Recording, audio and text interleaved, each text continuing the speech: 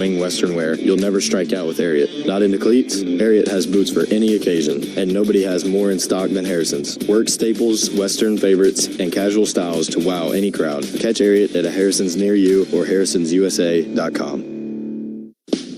It's not just baseball season, Gamecock fans. It's tailgate season. So stock yours with plenty of fresh, locally grown, certified SC foods and drinks. Not only will you help support our state's farmers, enjoying farm to table can be on any table, like folding tables, in your lap tables, truck tailgate tables, buffet tables, or whatever table. So choose fresh, choose local, choose certified SC.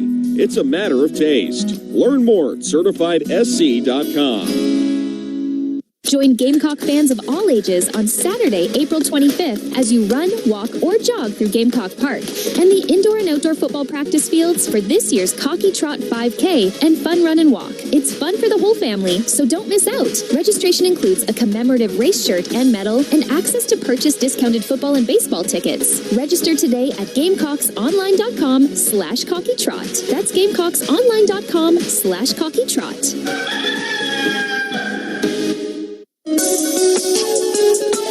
Welcome back to the On Deck Show. It's time to hear from Gamecock skipper Paul Maneri. Now with the coach, here's Derek Scott. Gamecocks back at home, Wednesday afternoon game with Gardner-WEBB. And Coach, last night you come off the road. You had to feel very encouraged about what you saw from your guys in the first game away from Founders Park. Derek, I really was. I was very, very nervous about this game. You know, it's their fourth game of the week. The Wofford team had played 3 great games this weekend against an inferior opponent, but my goodness, they stole 21 bases. They scored double-digit runs every game, and we knew that they were saving their preseason all-conference pitcher for us. So it made you a little bit nervous about the game anytime you're on the road. Great atmosphere. They had almost 5,000 people in the new ballpark up in Spartanburg. A lot of Gamecock fans were there. It was wonderful to have the support. And it was a good game. It was a really great game. Connor Ciccoli started for us. The second pitch of the game, they hit a home run. Or second pitch of the bottom of the first, they hit a home run. And then he gave up a couple of, made good pitches. They got infield hits off of him. They were a really fast running team. They put a lot of pressure on you. But Connor kept his poise, pitched out of jams, didn't feel sorry for himself when he had some bad luck.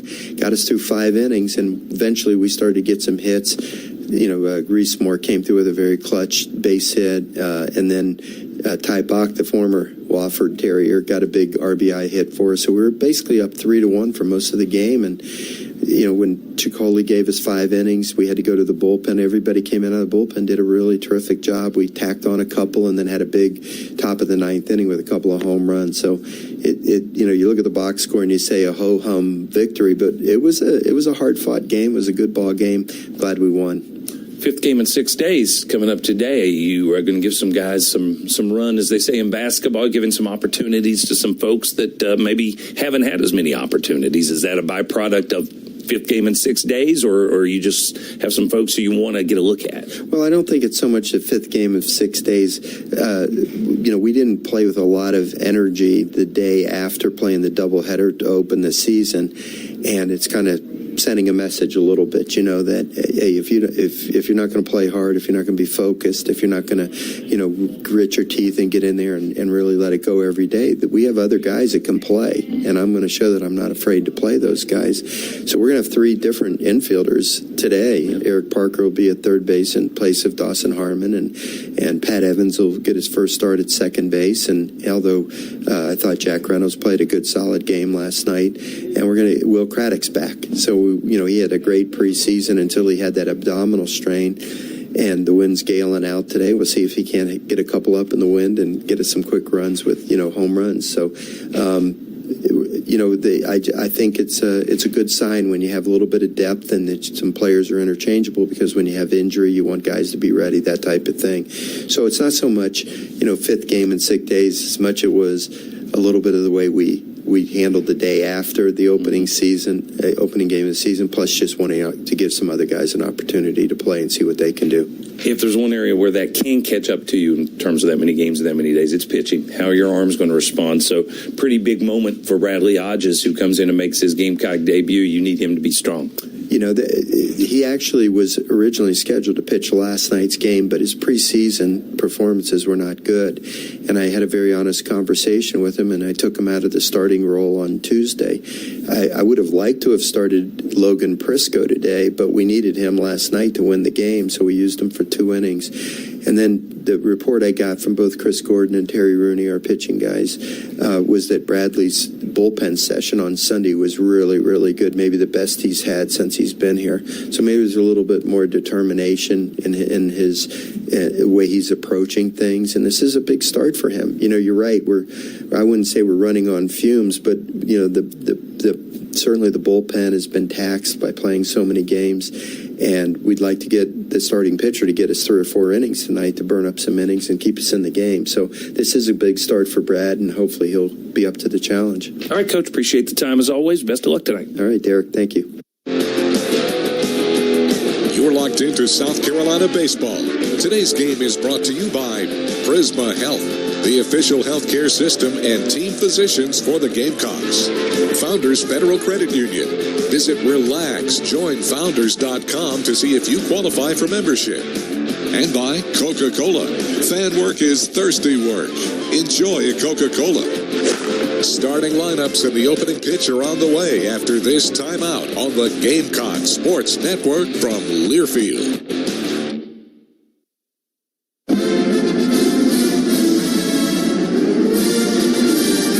You're listening to South Carolina Baseball on the Gamecock Sports Network from Learfield.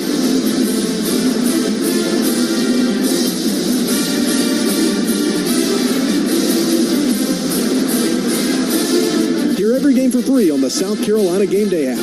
You can also listen via Gamecocks All Access at GamecocksOnline.com.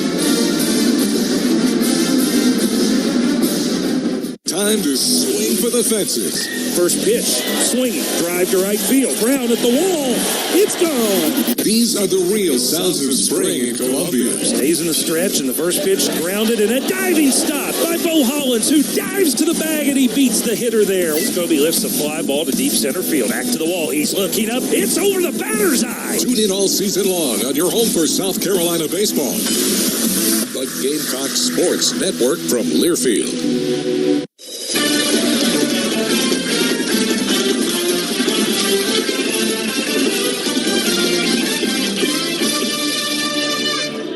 If you're ready now, the starting lineups for today's matchup, starting with the runnin Bulldogs of Gardner-Webb, who got off to a great offensive start this weekend. Their offensive numbers through 4 games look very impressive. Merrick Carter leads off. He will be in center field. Ryan Kennel hits second and plays second base. Kelvin Agosto will be in left field, and he'll hit third. Batting cleanup and playing first base is Matt Ilgenfritz. Zach Thompson, who was the Big South Conference Player of the Week for his opening weekend, will bat fifth and handle the catching duties. Hitting sixth is the designated hitter. That is Sanchez. Drew Rapepi hits seventh. He'll be at third base. Thad Ector, who began his career here with the Gamecocks, is in right field. He'll bat eighth. And hitting ninth is the shortstop, Alon Camarillo. On the mound for Gardner-Webb is sophomore right-hander Parker Dixon, making his season debut. For the Gamecocks, 3-1 the record as well. Tyler Bach leads off, and he'll be in center field. Batting second and shortstop is KJ Scobie. Reese Moore hits third. He's the designated hitter. Talmadge LeCroy handles the catching duties, and he'll be the cleanup hitter. Ethan Lazama hits fifth in left field. Batting sixth and playing right field is Aaron Jamison. Patrick Evans back in the lineup today at second base for the first time this season. He'll hit seventh. Making his Gamecock debut and hitting eighth is the first baseman, Will Craddock. Batting ninth at third base is Eric Parker. On the mound for South Carolina, junior left-hander Bradley Hodges, transfer from Virginia, making his South Carolina debut. That'll do it for the On Deck Show. Play-by-play comes your way next after this from NASCAR. Too tough to tame? Try too rough to ride. Nothing about this place lets you sit back. It rips up your tires and tears at your heart. History, glory, consequences. That's Darlington, where stripes are well earned. The Goodyear 400. NASCAR's best face the lady in black. And this spring, how about that? she'll leave her mark. NASCAR Weekend at Darlington Raceway, March 20th through the 22nd. Get your tickets now at darlingtonraceway.com.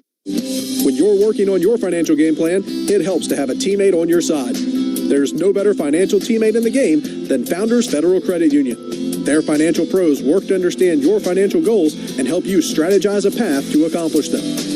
Relax. Take on any financial challenge with confidence with Founders Federal Credit Union. Elevate your financial game. Stop by an office near you or visit foundersfcu.com today. Federally insured by NCUA. Membership qualification required. Across South Carolina, there is a great need for parents willing to welcome teens and siblings into their families. Fostering and public adoption through DSS gives you the opportunity to share the wisdom and past knowledge to a youth during critical years that will shape who they will become. Teens need someone to bond with, someone to share their goals with, and someone to be the person they can count on into adulthood. To learn more, visit dss.sc.gov. Today's highlight is brought to you by Toyota. At home or on the road, they're never the underdog. Toyota, let's go places. Get 2.49% APR for 36 months on a new 2026 Toyota Tacoma Hybrid. Offer valid through March 2nd, 2026. Zero down for well-qualified buyers with approved credit and financing through Southeast Toyota Finance. $28.86 monthly payment for every $1,000 financed. Excludes tax, tag, registration, title, and dealer fees. See dealer for details.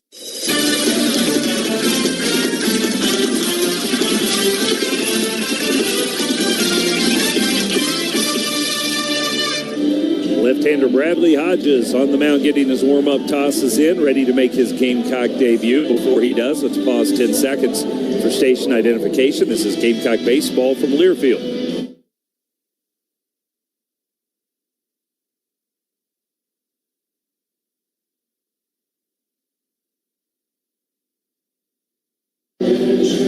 Hodges, highly regarded recruit coming out of Fleming Island, Florida. The Virginia Cavaliers landed him.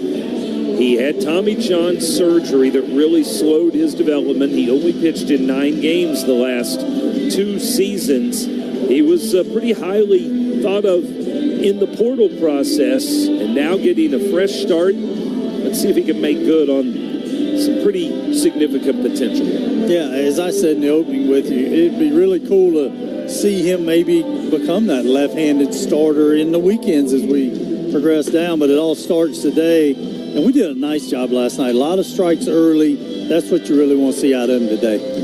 Will Craddock, the freshman from TL Hanna High School, getting his first start. It's his debut on our Prisma Health Injury Report. He missed opening weekend with an abdominal strain, but he's ready to go, and we're anxious to see him play the game for the Garnet and Black as well. Well, I was talking to Grayson Grinders on TV today. I said he's going to look the role, and you kind of joked as he ran out there. Great-looking freshman. Excited to see him in his at-bats and defensively as well. Merrick Carter, the leadoff hitter for Gardner-Webb. He swings at the first pitch, pops it up on the infield. Craddock comes in and makes the catch in fair territory for out number 1. Had a little confusion there as Lee Croy, the veteran catcher, came up the line too, and Craddock and he grazed each other, but Craddock makes the catch, and then they kind of give each other the eye for a second. I'm guessing the veteran who started over 100 games was probably saying, "Who are you, and why are you getting in my way of catching that pop-up?" But in reality, that's the first baseman's ball anyway. So yeah, and Talmadge might want to look at the weigh-in and get out of the way of Will Craddock. I don't want to stand in front of him. Next hitter is Ryan Kennel with 1 pitch and 1 out, and there's a first pitch fastball for a strike. That injury report, as we were talking about Craddock making his debut, brought to you by Prisma Health, proud to be the official healthcare system and team physicians of the Gamecocks. 0-1 pitch, just a little bit outside. The repertoire for Bradley Hodges features a low 90s fastball. Those first 2 have shown up right on 90 miles an hour. Here's the 1-1 pitch, and that's a hair low, again with the fastball. He also has a slider that he mixes in the low 80s and a low 80s changeup as well. 2 balls and a strike here. The senior second baseman, Ryan Kennel. This one comes in on a hop, and it's 3-1. The runnin' Bulldogs got their season started at home against Valparaiso over the weekend. Played 4 games against Valpo and won 3 of them. And really put up some big offensive numbers in the process. 3-1 pitch, swung on and hit to deep right field. Back to the wall and making the catch before he crashes into that wall is Aaron Jamison. Wow. Nice bit of glove work from Jamison, the transfer who came in the lineup. And for a new guy who's not as familiar with this outfield, he seemed to have that measured quite well. Yeah, really nice drop step. Coach Maneer said to you when, I think he used the word galing. Well, the ball's carrying, and that felt like a warm day at Founders right there. But there's a pretty good swing on that.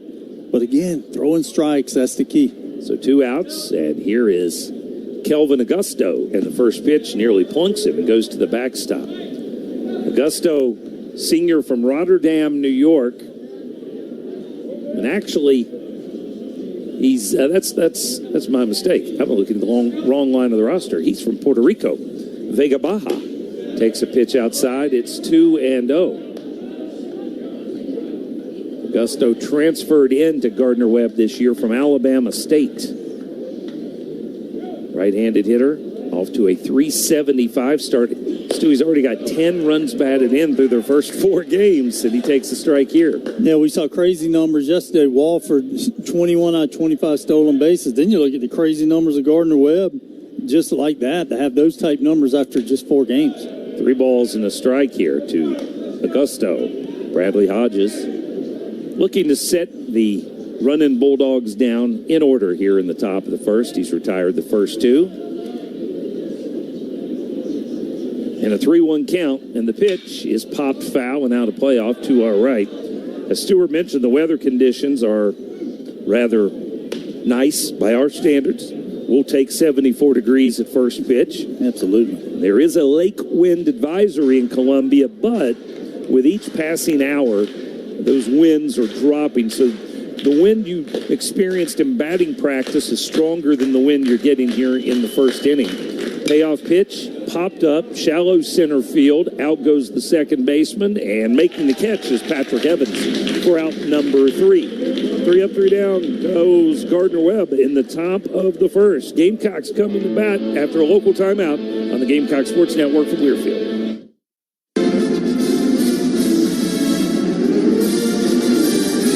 You're listening to South Carolina Baseball on the Gamecock Sports Network from Learfield.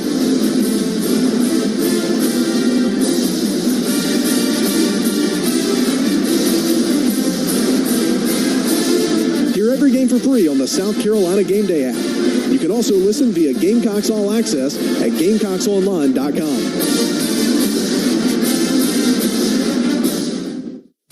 In the SEC, it just means more. But what is it exactly? It's the fans, the students, the traditions, the legends. It's passion to celebrate deeper, reach farther, think smarter, make an impact off the field. It's that intangible thing that happens when 16 schools raise the bar as one. Because in the SEC, it just means more.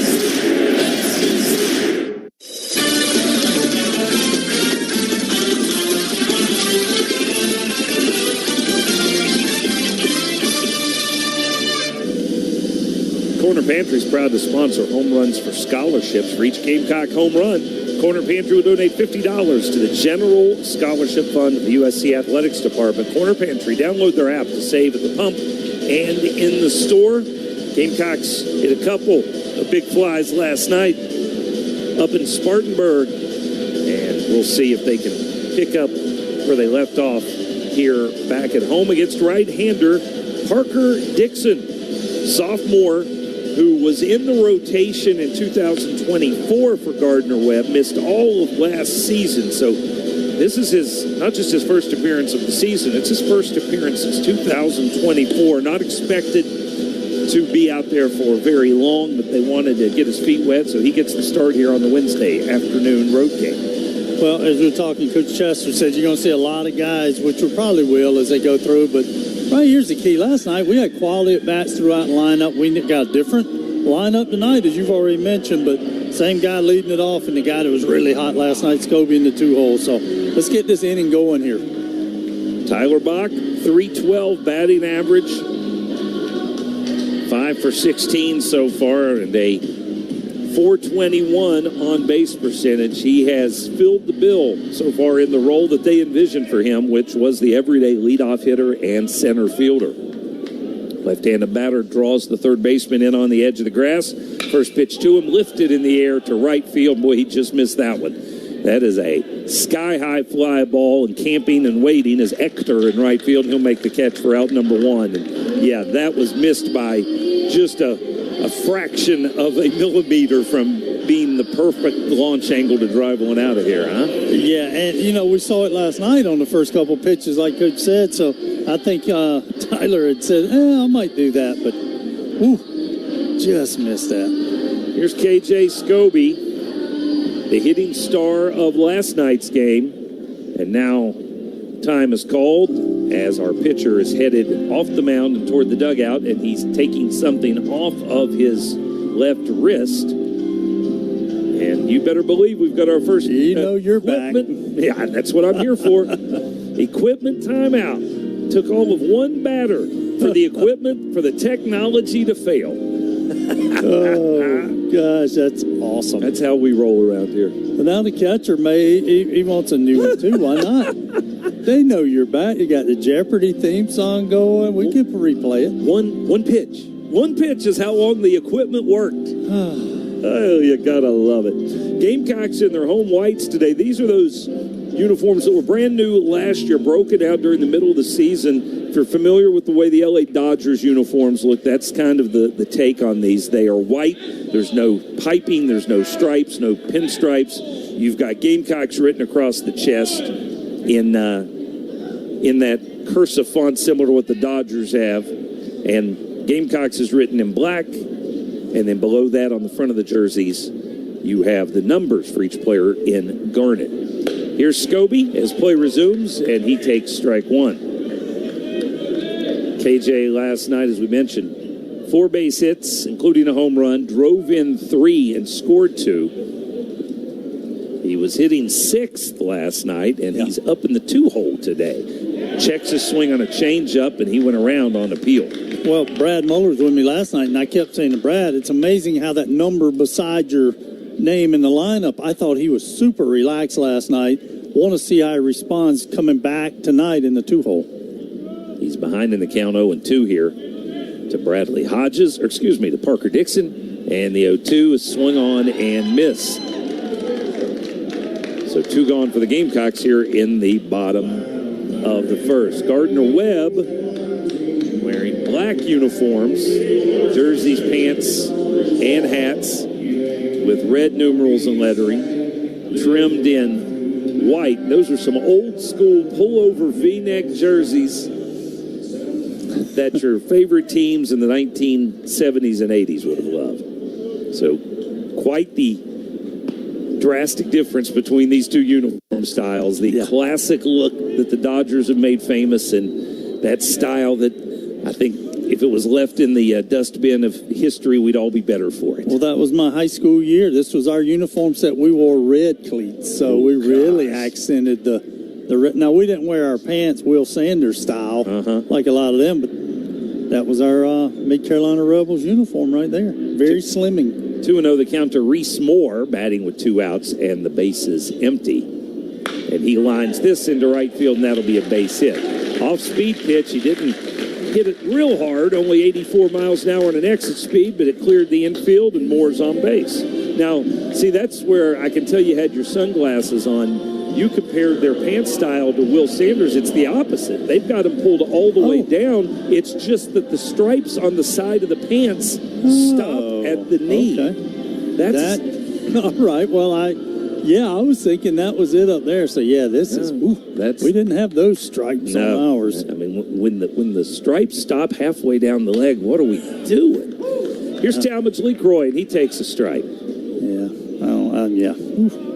First of all, if your jerseys aren't buttoned up, you're already working from behind. You are playing from behind. You're down yard points already, and then you come out with these funky pants, and I'm just not buying what you're selling. Yeah. Lee Croy fouls one out of play. It's 0-2. I guess the managers would love them, though, because you couldn't tell if they washed them or not after games.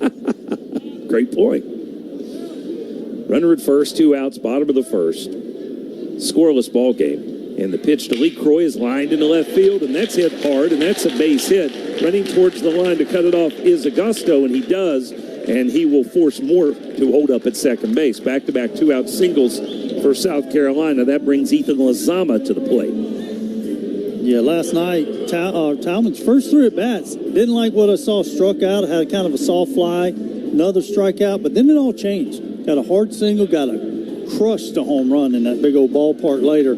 I like that right there. Very handsy. Just flip that barrel through. Nice job of hitting. Lozama, the senior transfer from Western Kentucky, off to a bit of a slow start here. And he swings the first pitch and skies a pop-up on the infield. First baseman Ilgen Fritz on the grass has it for out number 3. Couple hits, pair of base runners stranded for South Carolina. Scoreless after 1. We'll return after this from Krantz Cooling. Hey homeowners, don't let HVAC troubles disrupt your peace. Enjoy consistent comfort with Krantz Cooling, Heating, and Plumbing. From quick repairs to new installs, our friendly, family-owned team has your comfort covered. For over 40 years, families across the Midlands have trusted Krantz for quality service, fair prices, and hometown care you can count on. So don't wait. Beat the heat and kick the cold with Krantz Cooling, Heating, and Plumbing. The best team, the best service in town, powered by Trane. Keep comfortable with Krantz. Visit KrantzCooling.com today. Hey Gamecocks, Bo Hollins here. When it comes to protecting your home from unwanted pests, Terminix Service knocks it out of the park. Protect your home from pests, termites, and mosquitoes with the industry-leading service provider, backed by a 100% pest-free guarantee. Family-owned and locally operated right here in South Carolina, Terminix Service has been protecting South Carolina homes since 1947. Mention my name, Bo Hollins, and get $50 off your first pest service by calling 1-800-TERMINIX or go to trustterminix.com.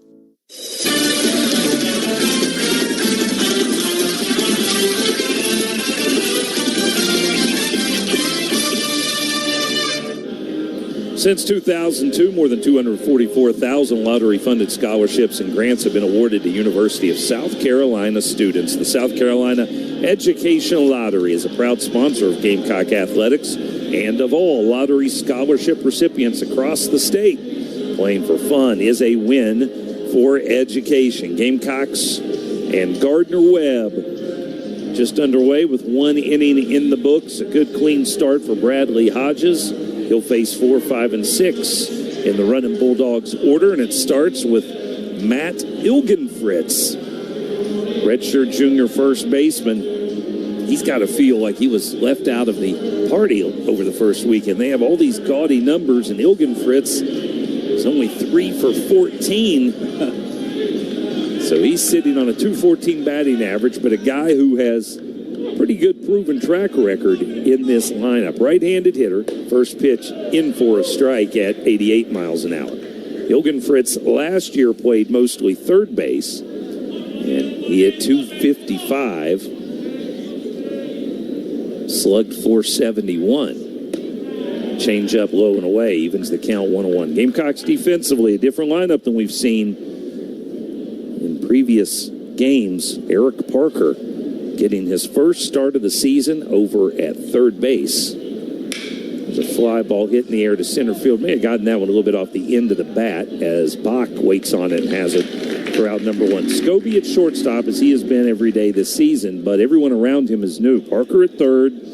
Patrick Evans getting the start at second base. He's been in the lineup twice already this season, but not at second base. And then over at first, Will Craddock making his college debut and getting the start at first base. He is our Blanchard building block of SC today. We'll tell you a little more about that after the first pitch to Zach Thompson.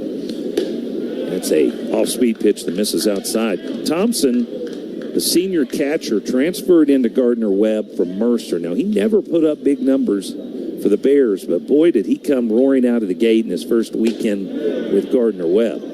2 balls and no strikes. 10 for 14. He scored 8 runs. He drove in 5 runs. So Yeah, how about a 714 batting average? And he's got another base hit here. 2-0 green light, lines a single into left field. Played on a hop out there and tossed in. Zach Thompson, 11 base hits already in 15 at-bats. Well, he's feeling so good, he gave kind of like a little thing like they normally do on a double. He did it on a single back to the dugout. So there's no better way for your teammates to say, oh, yeah, you're welcome here when you transfer than have a weekend like he did to start. But, heck, as you said, a lot of them had those weekends last weekend. First base runner for the Bulldogs. And now the left-handed hitting Alejandro Sanchez steps in. First pitch swinging and fouls this out of play off to the left. You call them the running Bulldogs. I think this is the swinging Bulldogs. They have come out there not really, on Bradley Hodges at least, trying to take too many strikes. Sanchez spread out in that box. Now squares to bunt. Misses on the bunt attempt, and the runner has to scamper back to the bag. You know what's interesting, Stuart, on the first pitch, he had a stance where he had his front foot almost twisted around where his toe was pointing back towards the catcher almost. He didn't have it on the second pitch. Then I realized why. He was going to bunt. So now he goes back to the exaggerated stance. He's in an 0-2 hole here against Bradley Hodges, and this pitch just misses outside. That's a great point, especially corner infielders. And you're talking about both of ours a day. First time being a Gamecock at those spots in a game. So that'll be something you keep watching. I know the dugout will say it too, because Gardner-Webb known for running, putting the ball in play. That's something you want to pay attention to.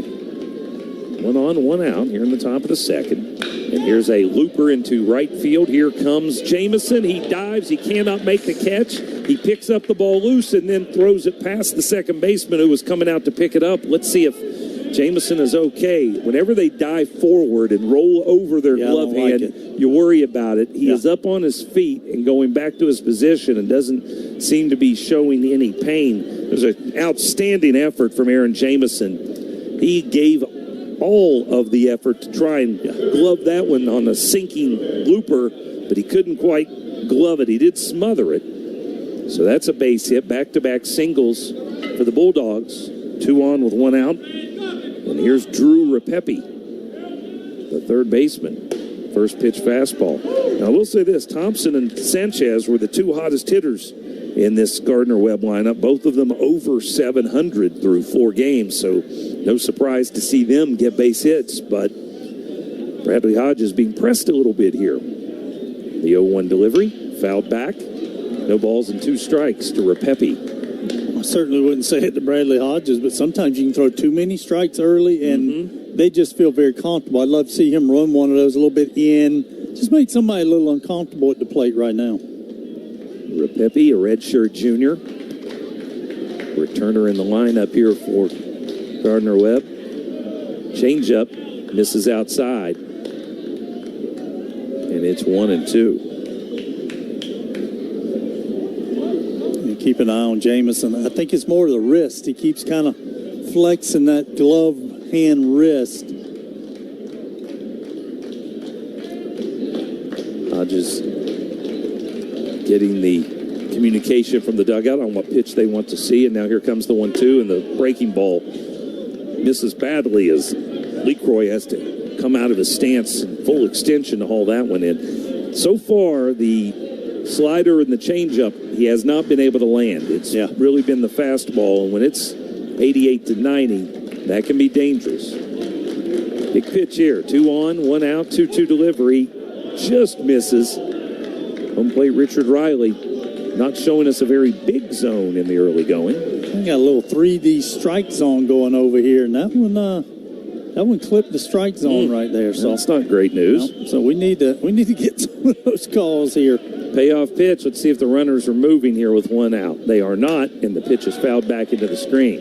Kept the fastball away from Repepe. And Derek, I know you weren't listening much last night because you were doing your job with basketball, but we had no net last night in front of us, basically, on these foul balls. So I am glad I wasn't there. If you hear me like happy over here on foul balls, you'll know why. Yeah, they've been firing them back in your direction a bunch today. You're appreciative of that net. Again, the payoff, chopped to third. Taking it to the bag himself is Parker. The throw across the diamond. Big stretch from Craddock, and you can rack him up. 5-3 double play as Bradley Hodges gets out of the jam. 2 base hits for Gardner-Webb, 1 runner stranded, middle of the second. We're scoreless, and we're back after a local break on the Gamecock Sports Network from Learfield. Hey, baseball fans, wanting to show off your team spirit and style? Look no further than Adams Gamecock Gear. Swing by Adams and gear up with Under Armour, Peter Millar, and Johnny O, along with gifts for all of your Gamecock family. Located just blocks away from Founders Park on Assembly Street, Adams has you covered. Visit us online at shop-uscstore.com. Adams Gamecock Gear, proud partner of South Carolina Athletics. Hey y'all, I'm Nick Harbor, wide receiver for the USC Gamecocks. You know me from being pretty fast on the field, but I make a lot of quick decisions on how I spend my free time around Columbia, South Carolina. Should I fill up with a pimento cheeseburger or a pimento cheese pizza?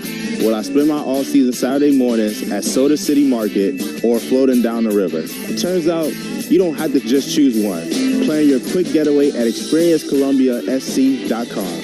Just make sure you save some time to watch the Gamecocks play.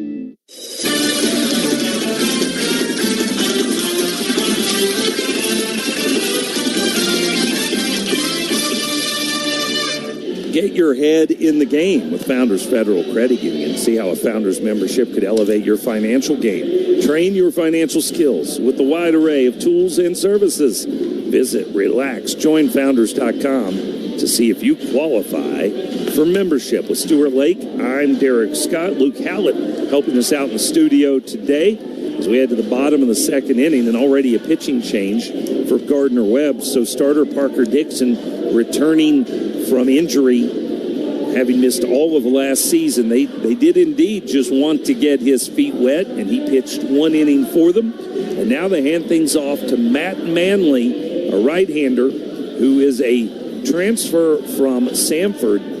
And in terms of raw velocity, probably the best arm on this Gardner-Webb pitching staff. He was up to 96 in the fall.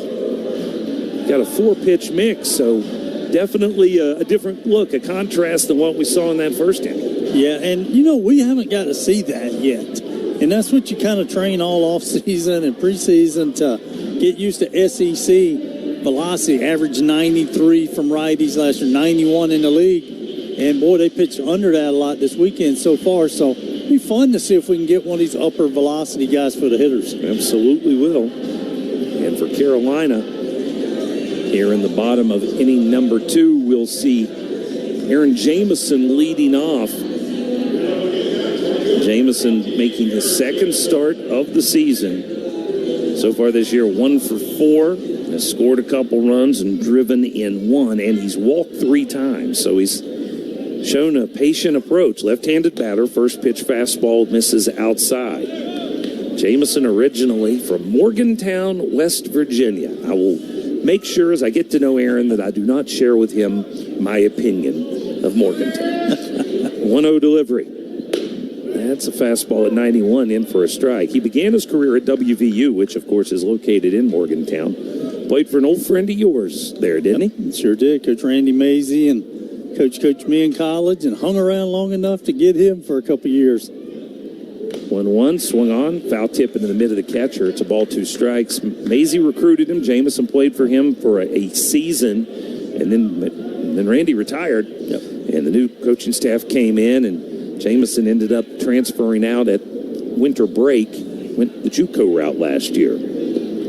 Lays off a changeup in the dirt, and it's 2-2. Trying to watch his swing. Kind of still doing a little bit that glove hand, that right hand. He keeps I think he kind of came in on it pretty good. He's not going to let anybody know it as long as he don't have to. Wind in the 2-2. And that's strike 3 called. Changeup freezes Jamison. And that is out number 1 here in the bottom of the second inning. That brings Patrick Evans to the plate. Evans getting off to a bit of a slow start for the Gamecocks. He, of course, homered on opening day. And since then, he has not delivered another hit. So he's 1 for 7 with 3 strikeouts. Gamecocks like the athleticism, think he's a guy that's probably destined to be in the lineup most days, but he's got to get the bat going. Well, you do have to get it going to keep finding places for you, and he's been all around. He just might as well put utility beside it, because that's what he is, but he's a good hitter, so I do think he will if he can get at bats in a row. Good rip at this fastball. Puts it into the netting behind home plate, and it's a 1-1 count. Evans, of course, the local product. Played at Lexington High School.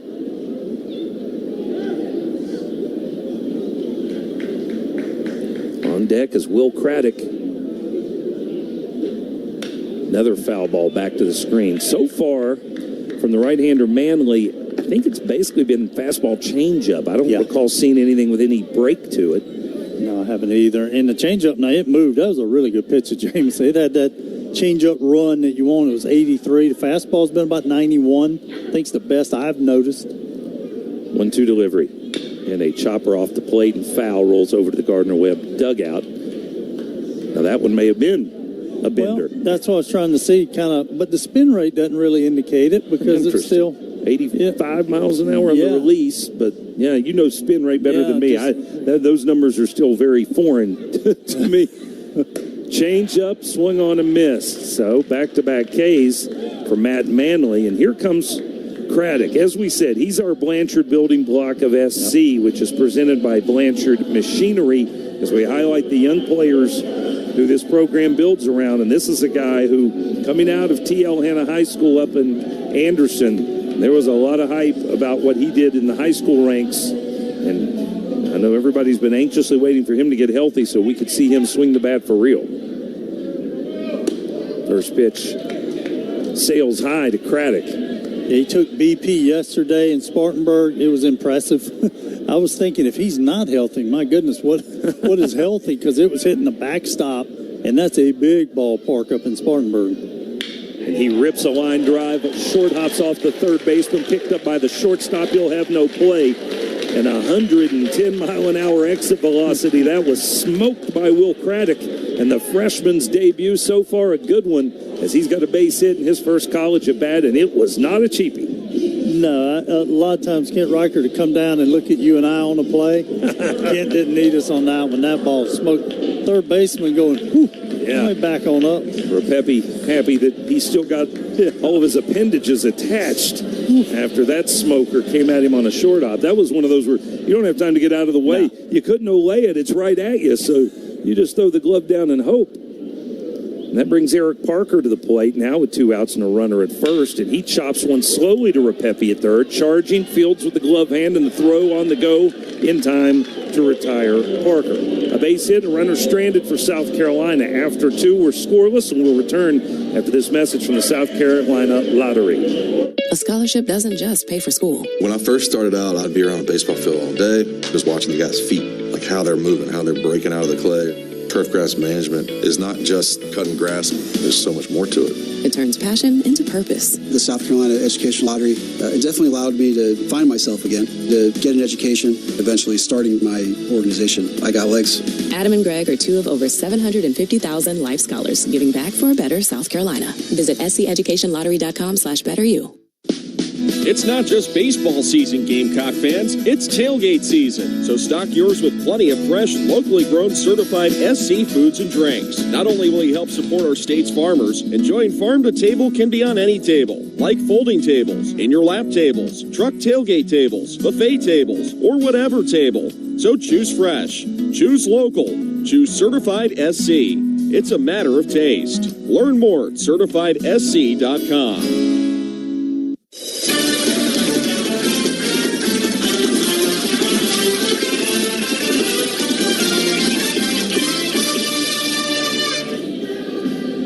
Coaches, players, fans, and announcers all seeing better and looking good with glasses and contacts from Sansbury Eye Centers, the official eye care provider for your Gamecocks. So remember, when you got to see Sansbury. 5 hits so far between these two squads, but no one's been able to push a run across as we head to the third, and Bradley Hodges back out on the mound for the Gamecocks. Paul Maneri, I know, would really like to get 4 out of him. It's his debut. You don't want to stretch it too far, but you're also already a little thin pitching-wise. And so far, he's worked his way around those couple of base hits he allowed in the last inning, but I'm sure he's getting more and more comfortable the longer he's out there. Yeah, and Bradley Hodges can allow you to set up your weekend again, too. If he can give you that quality start, 4 innings would probably be all we're going to get. Thad Ector, former Gamecock, leads off here in the third. He's swinging at the first pitch he sees, fouls it off. Ector's a switch hitter. He's been playing at Charlotte. I always want to say UNC Charlotte, but I know they like Charlotte. No, they don't like that anymore. Last 2 seasons, he's been with the 49ers. He takes the ball outside, and the count evens 1-1. So I guess with Ector, that would have been, 3 seasons ago that he was with the Gamecocks? Time flies, doesn't it? Yes, it does. Swing and a miss. Good changeup away. That's the best changeup I think we've seen from Bradley Hodges. Good arm motion. Nothing there to look different than the fastball, and kept that one around the plate. So he gets out in front of Ector, 1-2, and there's strike 3 called. Fastball, the top of the zone. The first strikeout for Hodges, and our first Krantz K. That's brought to you by Krantz. Keep comfortable with Krantz, your cooling, heating, and plumbing specialists. Most effective looking at bat of the game so far for Bradley Hodges. You know, and you get more comfortable. Obviously, he's nervous. I know he's been playing Division I at a high level in Virginia, but you get to come out here and kind of settle in, and offensively, we've been swinging it enough to let him breathe a little bit between innings. Camarillo, the shortstop, and number 9 hitter, he's also up there swinging at the first pitch, and he fouls it back into the netting. He is from Chula Vista, California. Another foul ball backing out of play over our heads. Camarillo transferred in from Azusa Pacific, which I believe is a Division II program. I don't think that's junior college. 0-2 from Hodges. Bounces. Did that hit the batter on a bounce? It did. Off-speed pitch, and he spiked it. I think that was maybe looking for a back foot slider as LeCroy was moving over to try and block it, but it never made it to him. And so the hit batter with 1 out gives Gardner-Webb a base runner here in the third. Yeah, sometimes a hitter wears so much gear you don't know it hit you. The batter just kind of stood there and said, I think that got me, and it clearly did as the way it bounced away. So the lineup turns over. Here's the leadoff hitter, Merrick Carter, who swung at the first pitch of the game and popped it on the infield. And a fastball here just a bit outside. We mentioned Richard Riley is the home plate umpire. Anthony Perez is at first. Michael Snover at second base. And Jeremy Crow over at third. Camarillo creeps off the bag at first. Hodges from the stretch and misses with the fastball down and away. 2-0. So, Derek, you're our technology guy because I know that you keep up with it. First time I've seen their third base coach, which is their head coach, is given, I assume, numbers into what looks like he's holding his cell phone, which is legal. Everything legal about it. Breaking ball up and in as Carter ducks out of the way of it, and suddenly a 3-0 count after a good start to the inning for Hodges. He hit a batter on an 0-2 pitch, and now he can't find the zone again. You got to take a little time to regroup. But I tell you that because that's a way now you can really relay your signs to your hitters and let them know you won't see any signals coming from third. How about that? And there's ball 4. So back-to-back free passes for the Bulldogs here in the third. So you're telling me that object in his hand is a cell phone. And how are the players receiving these messages that he's typing into the phone? What do you got on it? If you look, they're all wearing, I think we came up with the term the other day, wearables. Yes, since wearables. You said there's no watch, no clock, it can't be so as he pushes it in, you'll just notice. I got you. So it's simple, you know. So it's no different really than any of the other forms of communication that the teams are using when they're signaling in pitches as well. We've got a mound visit after the back-to-back free passes as pitching coach Terry Rooney is out to the mound. It's a T.M. Floyd and Company consultation. On average, cybersecurity attacks occur every 11 seconds to a business. If you want to be on the good side of cybersecurity, contact T.M. Floyd and Company. Rooney wraps it up and heads back to the dugout. Meanwhile, as Stewart mentioned, the head coach of Gardner-Webb is the third base coach. That's Jim Chester, and he called everybody together. The runner from first, the runner from second, the first base coach, and the batter. First base coach, by the way, is my favorite member of this team because he's actually wearing stirrups. He's got the bright stripes on those socks. That makes the uniform a little more tolerable. Here's Ryan Kennel. First pitch misses low and away. On our Sansbury look at the bullpen, a right-hander is up and throwing for the Gamecocks.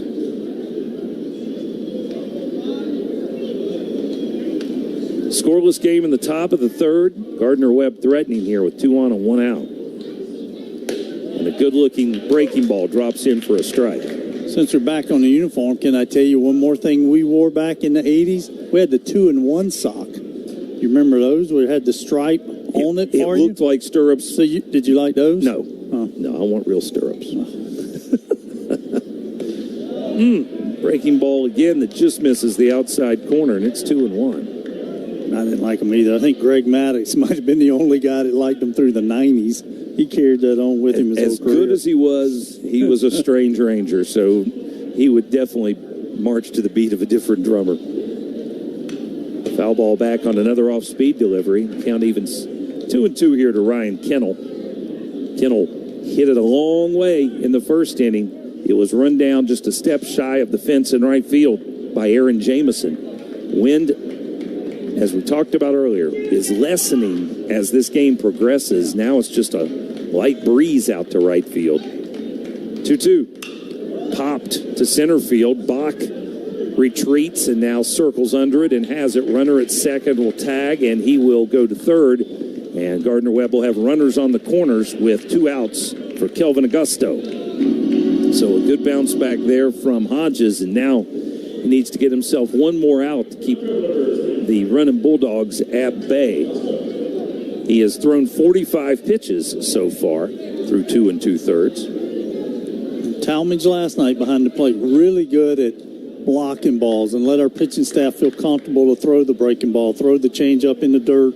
Important to do now to runner at third as well. Augusto popped out to second base. Shallow center field. Evans ran it down. First pitch breaking ball high and outside. Second time through the lineup, feel like Hodges is relying a little more on that slider. Yeah. And just didn't look comfortable on the finish of it there. It was almost like a bounce at the end, and you could see him kind of looking at the mound, trying to figure that out. Runners lead at first and third. Runner at first will break. It's a high fastball that misses, and Gamecocks don't even worry about that runner. There was no one covering the bag, and so 2 in scoring position now for Gardner-Webb here in the top of the third, and a 2-ball no-strike count to Augusto. Yeah, biggest thing to do on that right there is just, okay, we're going to put him on. That's what I was thinking. Just go ahead, put the force back. So many young new infielders, you don't want to do too much. And Paul Maneri is on his way out to the mound, and it looks like the Gamecocks are going to make a pitching change here in the top of the third. It's a scoreless game, and Bradley Hodges gets himself into a bit of a jam, and we will have a Bill Green Law Firm call to the bullpen. Bill Green's got you. And for the Gamecocks, Zach Russell will make his way out of the pen to take over for South Carolina with the bases loaded and 2 outs. Russell, the sophomore right-hander from West Ashley High School. So Hodges' day is done.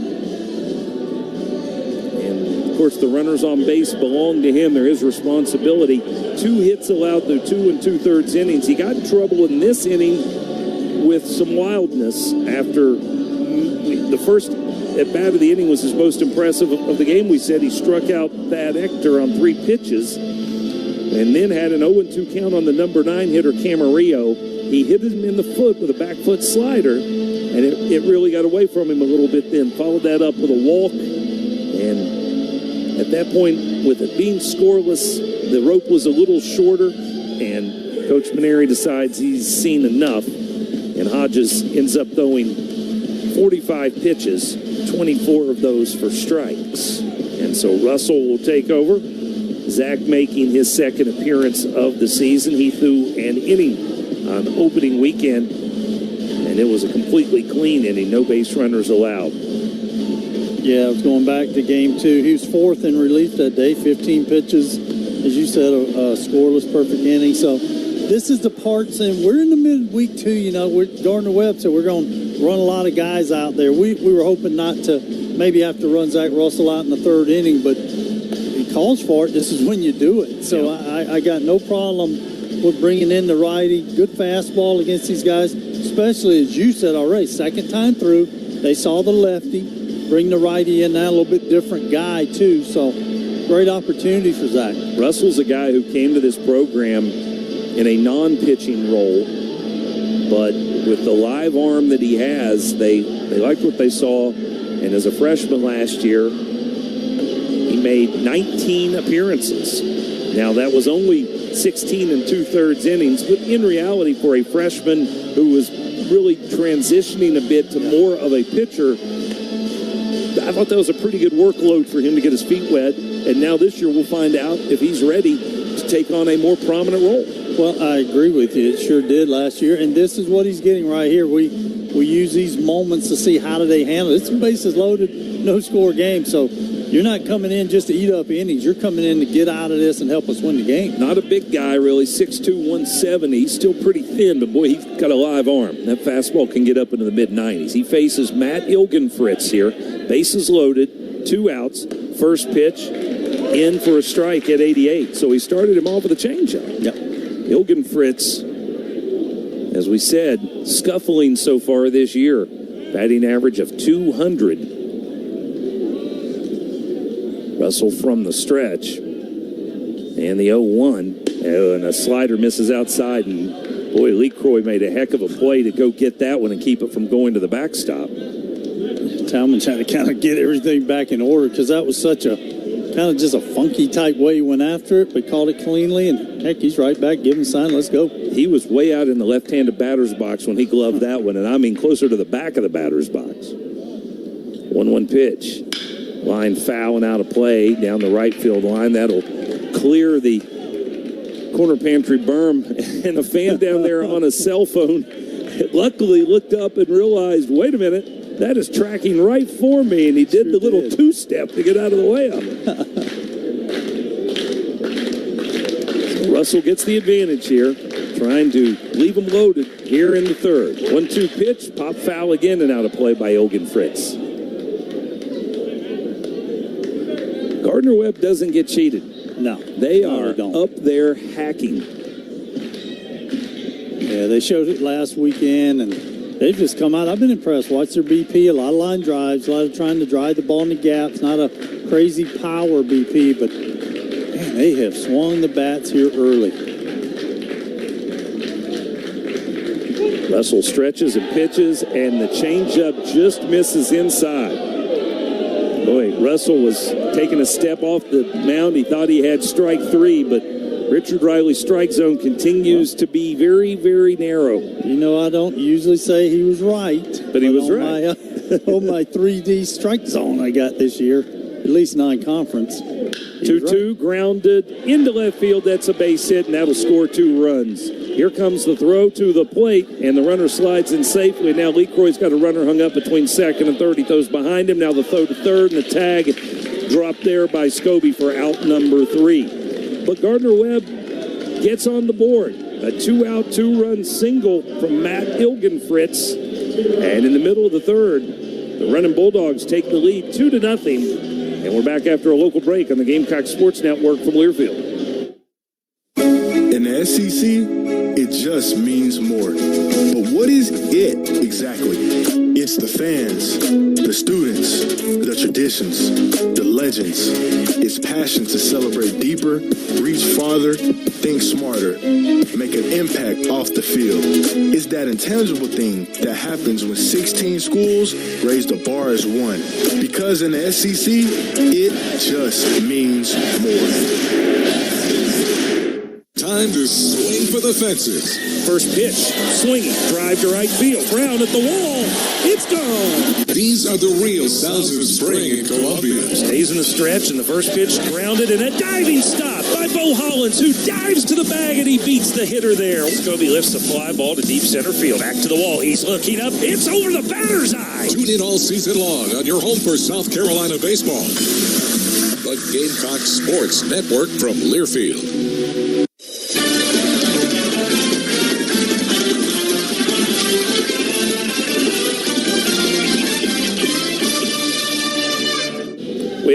bottom of the third. Gamecocks trailing 2-0 now as Matt Ilgenfritz comes through with a 2 RBI single to left field. The Gamecocks with Ethan Lazama in left field came up, made a nice throw home, Stewart, and even though it wasn't in time to get the runner, it did start a chain of events because the runner coming from first made a big turn at second and was halfway between second and third, and Lee Croyd showed a lot of savvy.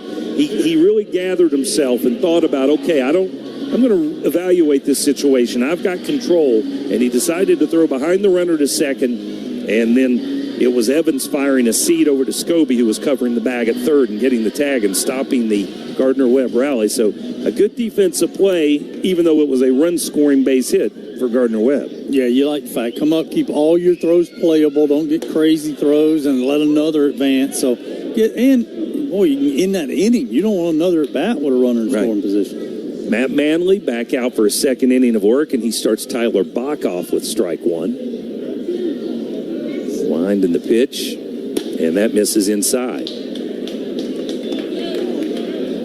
We talked about it a lot last night, how much Bach just gets right up on that plate, and he makes you uncomfortable throwing inside sometimes. 1-1 is a changeup that misses low. Bach just missed a big fly in the first inning on the first pitch. It goes in the scorebook as just an F9, but when you're looking at what we had the ability to see with our own eyes, plus the data of TrackMan, you know that he hit it really hard. He just got under it a bit. This one he pops up into shallow left field. Augusto trotting in and now drifting to his left a couple steps, and he's got it for out number one. Gamecocks offensively hitting .256 on the season through the first 4 games. They've got 6 home runs and 6 doubles, so it's not been a lack of, I guess you would say, pop, but just hasn't really felt like the offense has quite clicked yet. No, we just haven't had one of those innings, and that's what I hope today we get. Just one of those innings where you're grabbing the bat out of the bat rack, wanting to hit twice in an inning. First pitch swinging here is Scobie, and he chops it just foul past third. Coaches, players, fans, and announcers all seeing better and looking good with glasses and contacts from Sansbury Eye Centers, the official eye care provider for your Gamecocks. Remember, when you got to see Sansbury. And Scobie, he'll look at that clock. He knows he's got to look up by 10, and he just takes his time. Breaking ball just off the plate.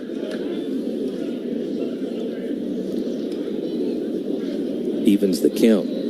Scobie struck out his first time up. That was against the starter, Parker Dixon, who was a guy who didn't throw particularly hard. Another miss, low and away with a changeup. You wonder if KJ, just thinking about the opening weekend, his struggles may be more with those soft tossers. Well, that happens a lot because I said earlier, you just practice velocity. Then you run out here and it's, a lot this weekend, 86, 87 now. Seeing some of that today. And now it's 3-1, another off-speed pitch that comes in on a bounce. All right, so KJ's going one glove today. He's got a fresh-looking white glove on his left hand. Yeah. There have been times his freshman year he was using no gloves, correct? He went no gloves until game 2. He wore the glove with the walk-off, so he wore it again Saturday.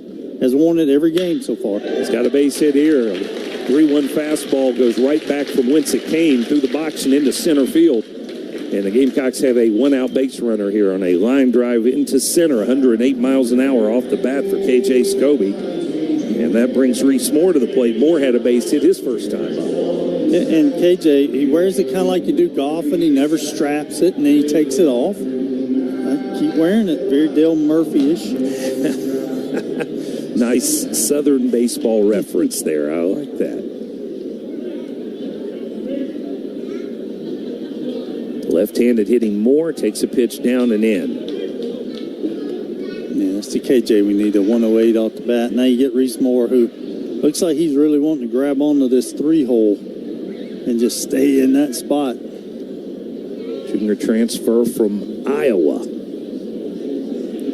Another left-handed batter like Bach, who's up in the front of that box. And when I say the front, I mean closest to the plate. not towards the mound. He takes another pitch outside. It's 2-0. Last year for the Hawkeyes, Moore hit .304 and slugged .546. Go to first. Scobie dives back. Moore had 9 home runs for Iowa. He's got 1 so far this year for the Gamecocks.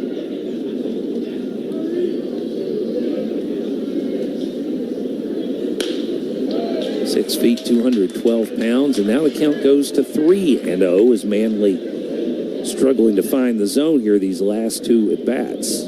He fell behind against Scobie and had to throw a fastball over the heart of the plate, and it was scorched, and now 3-0 to Reese Moore. Will he get the green light here? Throw to first, and Scobie's back again. Talmadge LeCroy in the on-deck circle. Reese has showed that power. I'd love to have a green light right here. See if we can get one of those fastballs Scobie got and do what he did. 89 miles an hour. I don't know if he took a little bit off or what, but he catches the outside corner there with a strike. Yeah, that was certainly his version of get me over fastball. And you remember that. Coach Manera remember that. Get a 3-0 later. Maybe if you got certain kind of hitter up, you let him swing. 3-1, swung on and missed. The bat goes flying. They're going to call it a foul tip, but Moore's bat ends up back by the backstop. LeCroy goes and picks it up and walks it over to Moore, who's coming back to the on-deck circle because he wants to get some of that spray to put on the handle of the bat, the replacement for pine tar. Yeah.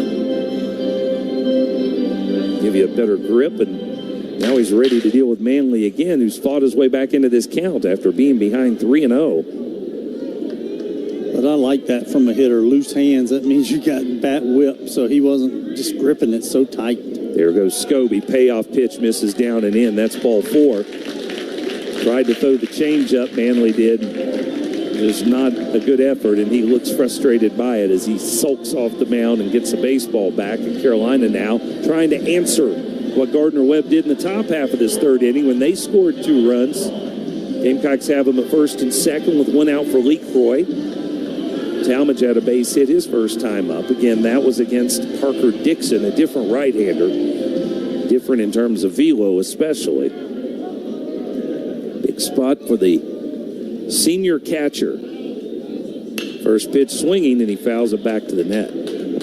Yeah, 92 on that. Talmadge ready. He's followed straight back here to us. I just like how Talmadge just looks so probably as healthy as we've seen him in a couple of years. 3 hits on opening day. And, of course, a couple knocks last night up in Spartanburg, including a home run. Fouls another pitch back. Manley aggressively coming right at LeCroy, and he's got him in the 0-2 hole. Lazama in the on-deck circle.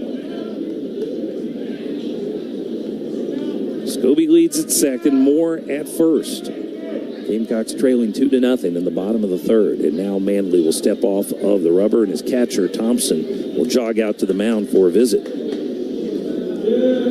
What does farm to table mean to you, Gamecock fans? Thanks to South Carolina farmers and chefs, you can enjoy locally grown food at any table, including tailgates. Visit CertifiedSC.com. It's a matter of taste. I like the Bill Withers. That's a nice touch here for this. Yes, it's good conversation going on. I think that was an encouragement from the catcher because the last few times they've had a chance to maybe get that 3rd strike, he hasn't gotten the ball near the zone. Kind of afraid after the Scobie single so hard up the middle. Ready to go back to work. Manley stretches and pitches. Here's a ground ball in the hole, and that's into left field past the diving 3rd baseman. They'll give the green light to Scobie. He's coming home. The throw will go to second, and an RBI single for Talmadge LeCroy, who pumps his fist and claps his hands. The senior leader of this team gets the Gamecocks on the board with a seeing-eye chopper through the left side of the infield. Yeah, the innings almost repeat each other. That chopper gets through for Gardner-Webb, gets through for us. Now, this would be a big at-bat right here for Ethan Lazama. We've seen it, the BP, the scrimmages. We haven't seen it just translate yet into the games. This would be the moment to do it, and I feel like this is a good matchup for him. Lazama 0 for 3 last night. And he popped out chasing the first pitch of the at-bat his first time up, but we have time called, and it looks like a pitching coach on his way out to the mound for Gardner-Webb. Well, that's their skipper, Jim Chester, so that makes me believe that this might be I think he may feel like I do. I just feel like this is a great matchup for us right here. The righty's showing that he's got to throw the fastball. Yeah, that's it. They've got a left-hander ready. Yep. And so we will get a Green Law Firm call to the bullpen for Gardner-Webb. And that lefty, when I say he's ready, I mean he's ready. He is sprinting in across the outfield grass. He was about to come on his own, I think. He was through the gate and he's ready to roll. Second base umpire says, slow your roll. I got to do the inspection of your glove and so forth to make sure you don't have any sticky substances here. And that is completed, and he comes on in. And this will be one of our favorite names of the day. We're talking about big number 50, Ian Abelli. Jack, I said 50, it's number 45. Jack Iannabelli, who will take over. He's a left-hander. Iannabelli has pitched 2/3 of an inning so far this season and has allowed a hit and a run. It was earned, and that's because the hit that he allowed left the yard. He'll face Lazama after he gets his warm-up tosses in. Right now, let's pause 10 seconds for station identification. This is Gamecock Baseball from Learfield.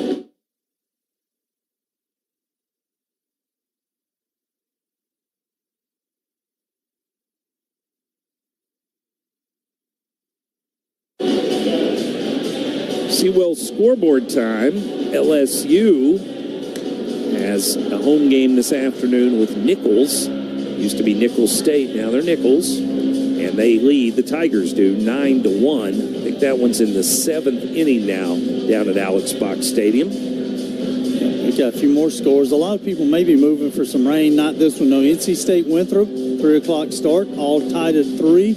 Bottom of the 5th, Upstate at Athens, playing Georgia, 5-4 right now, top of the 5th. North Carolina at home against Longwood, 4-1 on top of 2nd. Later on tonight, Mississippi State's hosting Alcorn State. Miami with a huge walk-off last night gets another home game tonight, and then Florida gets Stetson. But remember, Derek, with Seawells, if you can need catering for any type of event, whether it's tailgating, corporate, wedding receptions, or reunions, Seawells can handle any of your needs. Just visit SeawellsCaterings.com or call 803-771-7385 for more info. So a bunch of games getting started in the afternoon this time of year, so it's fun to look through the scoreboard. And I'm just amazed. You look at the SEC, there's only 7 undefeated teams after 4 games. It has not been a what you would call a stellar start. And again, I don't want to put too much on it because this time of year, people are figuring things out. Yeah. And there's some SEC teams that are having to figure things out right now. Last night, Kentucky, who's ranked nationally, lost to Morehead State. I think the Wildcats are 18th in the D1 baseball poll, and Morehead State beat them 8-6. And it was Auburn getting absolutely smoked at home by Cincinnati last night by a score of 8-0. The Tigers, I think, are ranked 9th in the nation, and boy, they have not looked good so far. No. We're ready to play baseball here. First pitch into Ethan Lazama. Check swing on an inside pitch. He did not go on the appeal to third, says Jeremy Crow. They're first and second for the Gamecocks. 1 run is in. Jack Iannabelli on the mound for Gardner-Webb, and a breaking ball misses low as Lazama flex the knees and watch that one all the way in. Off-speed delivery, a soft tosser now. Iannabelli out there compared to what we were seeing before. Yeah, and he's got a little funkiness in it too, so it doesn't just come clean at you. Another off-speed pitch, and Lazama again checks and flexes the knees and watches it dip a little low, and the count 3-0 now to Ethan Lazama. Gamecocks have a pinch hitter in the on-deck circle. There's a fastball for a strike. It is Luke Uhas who is swinging the bat with the weight on it in the on-deck circle. He would hit for Aaron Jameson. Jameson's a left-handed batter, so that may be just a matter of putting a righty in to face the southpaw. 3-1 to Lazama. Misses inside. Ball 4. Iannabelli was all around the zone, but he only found the strike zone for one of those pitches, and that loads him up now for Uhas. Yeah, I'm with you. I think this is this matchup, but we'll keep our eye on Jameson kind of as the game. He's out, obviously, but that wrist worried me a little bit because he kind of came in, rolled over it early in the game, trying to catch that line drive. That's the first thing I thought of when I saw Juhas in the on-deck circle, but then you stop and go, wait a minute, Jameson's a left-handed batter. This may be as simple as let's get a righty in there in a big spot. Juhas on the year, 1 for 4, and he has driven in a run. And now a mound visit again, and back out comes the head coach of the Runnin' Bulldogs, Jim Chester. There is a righty up in the bullpen, so he may be playing some chess right here and going back to the right-hander. It's a 2-1 game. Gardner-Webb has the lead as the Gamecocks bat in the bottom of the third. Gardner-Webb off to a 3-1 start this year, and you know they're happy about that considering what a struggle it was for them last year. Rough year, 17-36 and only 6-18 in the conference. And it is a pitching change. Another Green Law Firm call to the bullpen. Bill Green's got you. And Gardner-Webb will use its third pitcher of the inning. And with the right-handed batter, Juhas due up, they'll go back to a right-handed pitcher. And Paul Maneri coming out to talk with the home plate umpire about something, get some clarification, it would appear.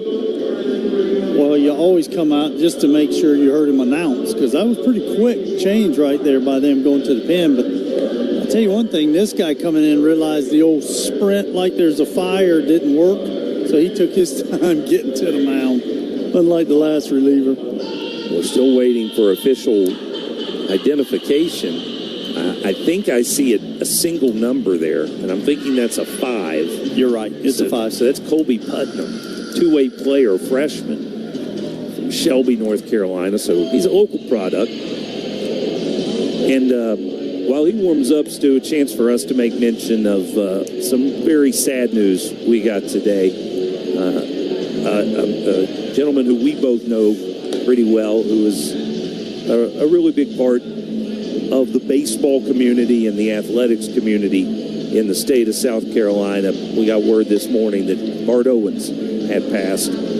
Bart, guy who worked for BSN Sports, so a lot of high school coaches of all sports knew Bart, but he was a baseball coach himself for a lot of years at a lot of different levels. A wonderful guy. He had been battling brain cancer, and he passed today. And we certainly offer our condolences to his wife, his children, his family, and his friends. Great guy, and just very sad to see. Yeah, real sad to see. Fantastic dad, husband. Grayson Griner, who does our TV, I got him early. I knew Barty coached him back in those days, so I wanted to see Grayson before we ever got going. So, yeah, it's they say cancer sucks, and boy, does it. I mean, that's just one of the best people we had in our community, and we'll be praying for family, and it's strong family, and they'll be the type you need in this, but our prayers go out. Warm-up pitches have concluded for Colby Putnam, and Luke Juhas ready to swing the bat. Juhas, 6'4", 230. Transfer from Louisiana Lafayette, and he swings at the first pitch and fouls this out of play down by the corner pantry berm. Comes up ready to hack. Juhas, a senior, originally from Moss Bluff, Louisiana. And as you would imagine, with that kind of size, he's got some pop. Yeah. 0-1 changeup, misses a little low. Colby Putnam's one of those guys that works very quickly and looks very casual, does he not? Well, you said he's a two-way guy, so he's kind of that position guy out there pitching. Yeah, you're right. You do get that vibe, don't you? Off-speed pitch, again, misses just a bit outside, so Juhas not willing to chase. Gets ahead 2-1, and here we go again, just that quickly. And there's a strike at 92. Nice and easy, 92-mile-an-hour free and easy fastball there from Putnam. Count evens, 2 balls, 2 strikes. Bases loaded, 1 out. And a swing and a miss. Threw the spinner at him, and Juhas was fooled, and he goes down on strikes. Yeah, I almost said in my mind, I went, that's a balk. Then you realize he's in the windup because bases loaded. And, this just looks like the position guy that comes in at the end of a big league game and they say, hey, get us one more inning. Gardner-Webb kind of find themselves something here if he can get them out of this. That brings Patrick Evans to the plate, and he takes a strike. Putnam just casually lobbing in strikes with a couple of different pitches, and here he comes quickly again. And a check swing foul ball back to the screen, quickly 0-2. You know, they all look at the watch wearable. He looks at his quick. It's like, yep, that's what I thought. And goes, and the hitter's kind of caught. We're going at 17-18 on the clock. Chopped foul past Hendry in the third base coach's box. Yeah, you almost feel like you got to do something here to slow this guy down. Yeah, you got to use one of your offensive timeouts. As a hitter, you get one at bat. You're going to have to, because normally you're going at 10. We're going at 18. Fastball misses high. It's 1-2. Evans, who struck out his first time up, trying to avoid leaving them loaded here in the third. 1-2 pitch, hit in the air to center field, but they were playing him deep, and Carter just drifts a couple steps to his left, hauls it in, and the Gardner-Webb dugout erupts. Gamecocks get a run, but they leave the bases loaded, and Gardner-Webb keeps its lead. 2-1 your score after 3 innings of play. We're back after this from Farm Bureau Insurance. This baseball season, Farm Bureau Insurance is giving you the chance to enjoy the game like a true VIP. Visit usccontest.com and enter for your opportunity to become Cocky's Game Day guest. Winners receive a special Game Day invitation, an autographed baseball, 2 premium tickets, exclusive access to the radio booth, and more. Don't wait. Swing by usccontest.com and enter today. Cocky's Game Day guest is presented by Farm Bureau Insurance, your home run choice for auto, home, and life insurance. Across South Carolina, there is a great need for parents willing to welcome teens and siblings into their families. Fostering and public adoption through DSS gives you the opportunity to share the wisdom and past knowledge to a youth during critical years that will shape who they will become. Teens need someone to bond with, someone to share their goals with, and someone to be the person they can count on into adulthood. To learn more, visit dss.sc.gov.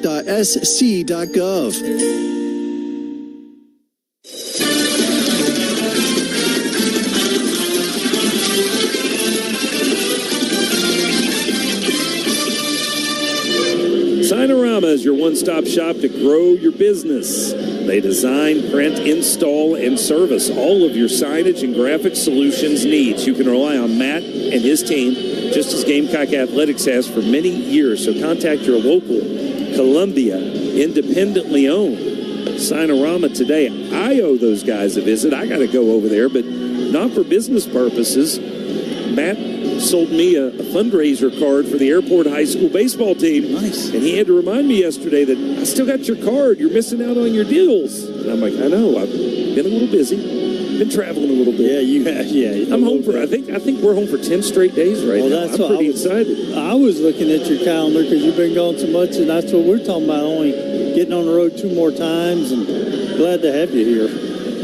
Well, I tell you what, the Gardner-Webb team is glad to have Colby Putnam, the freshman, who came in and put out the fire for them. 2 big outs to get the Bulldogs out of a jam. Now, first pitch swinging here is Zach Thompson, a 2-hopper to Parker at third, who plays that one on the in-between hop and throws out Thompson for out number 1. 1 pitch, 1 out. Zach Russell, who finished up the third, is back out there here in inning number 4. And he needs a good, quiet shutdown inning here for the Gamecocks. Yeah, he does. And think about it. We got 2 really two-way guys pitching right now, and they kind of very similar of get the ball, throw. They're not waiting around trying to figure it out. Let's go. There's Alejandro Sanchez, who singled his first time up, and he takes a strike at 89 miles an hour. I don't know what it was about the way Putnam was pitching, but it just impressed me. It felt like there was a lot of swagger and confidence for a freshman coming into a big ballpark against an SEC team with the bases loaded and 1 out and just rolling through it. Well, I said when he got the first out, they may have found something here. There's a hit batter as the pitch gets away from Russell. It looks like it caught Sanchez on the front knee. So that one smarts. He's thinking, I got all this protection on my elbow and my arm and my ankle, and you hit me in the knee. But it's another free base runner for Gardner-Webb. Gamecocks so far have given away too many of those. As the first scoring inning, which was last inning, the rally got started with a hit by pitch and a walk back-to-back. And that happened with 1 out. And so, see where we go here. Here's Rapepi, the third baseman. Big rip at the first pitch fastball. That was 94 from Russell, and it was fouled back to the screen. Yeah, I think a little frustration came with that fastball that hitting the batter. But I would think right now Gardner-Webb, kind of see what Talmadge 2 days in a row. Let's see if he's ready to go. I love him back there again today. Be ready to throw right here. Russell from the stretch. Slider just a little bit off the plate.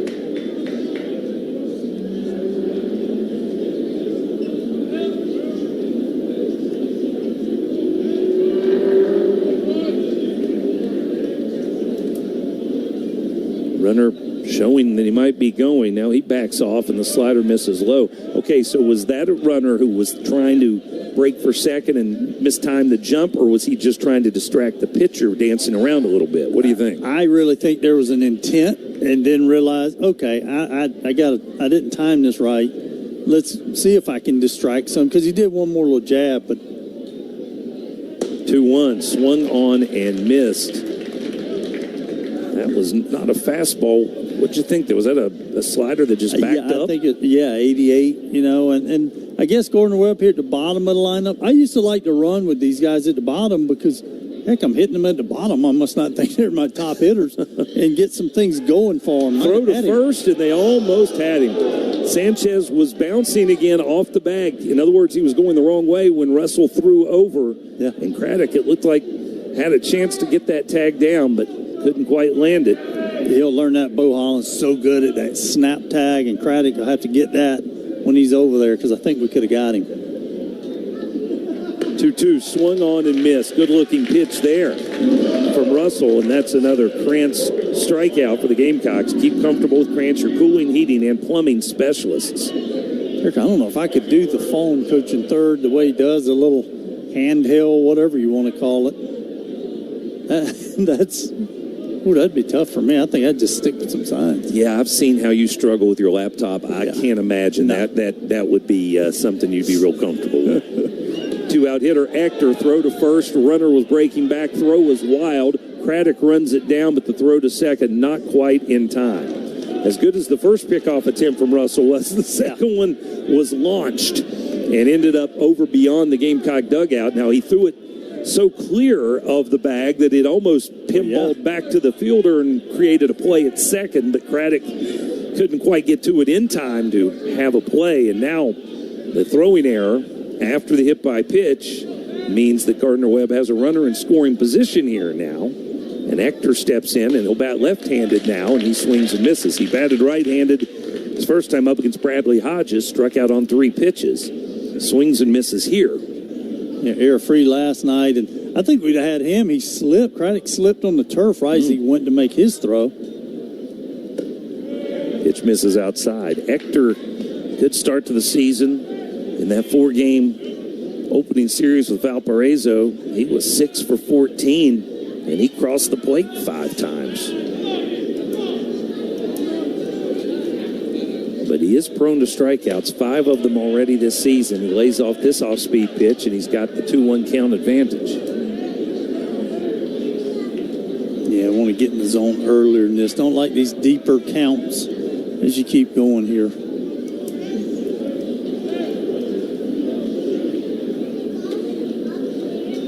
2-1 from Russell. Chopped up the first baseline, but that's foul. Count evens. As Jake McCoy does the honors of chasing the foul balls, is wearing that brace on his elbow after surgery, jogs down, picks it up, tosses it to a youngster on the corner pantry berm, saving Billy Anderson a few steps. That's good. 2 balls, 2 strikes, 2 outs, runner at second, and the pitch from Russell, fastball that runs down and in. I say fastball, I've seen a lot of 88s and 89s. It's like almost like a...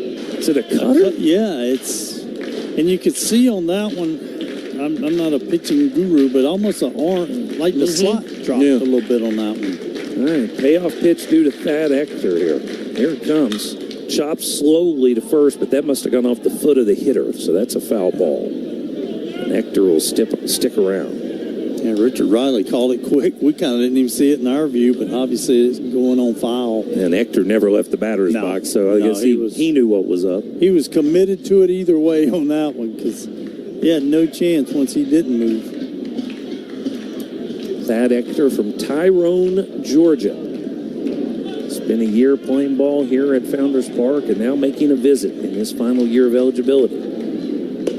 Strike 3 called. Looks like a change up at the top of the zone, and Ector goes down on strikes. Another Krantz K for the Gamecocks, and a big pitch for Zach Russell to get out of a jam. A runner stranded. And in the middle of the fourth, Gardner-Webb leading the Gamecocks 2-1. We're back after a local break on the Gamecock Sports Network from Learfield.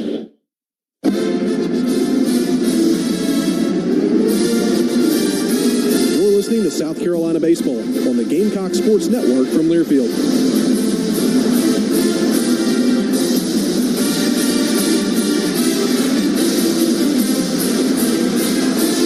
Hear every game for free on the South Carolina Game Day app.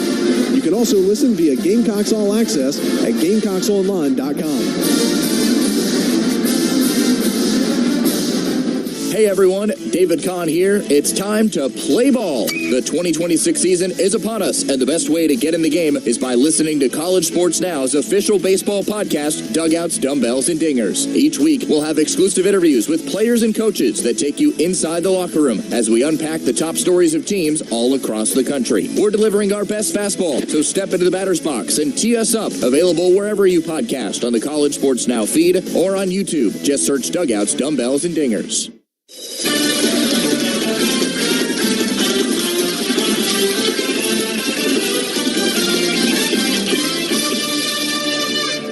This baseball season, Farm Bureau Insurance is giving you the chance to enjoy the game like a true VIP.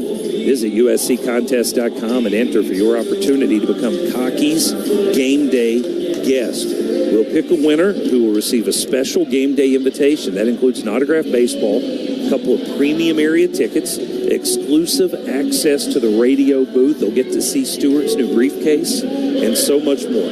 Don't wait. Swing by usccontest.com and enter today. Cocky's Game Day guest is presented by Farm Bureau Insurance. They are your home run choice for auto, home, and life insurance. As we get the bottom of the fourth underway with Will Craddock at the plate, he takes strike 1 from a fellow freshman, Colby Putnam. And a swing and a miss at an off-speed pitch now. It was our Blanchard building block guy. He made us both look smart in that first at-bat, 110 on his first at-bat, single. Third baseman, I must have forgot. I'd be a little deeper if I were him right now. Putnam comes back with that same slider and misses down and away as the ball trickles back to the backstop. Putnam's got one of those motions now, the leg kick. He kind of hangs it in the air at the top, a little bit like Bronson Arroyo used to, and it can really mess with your timing.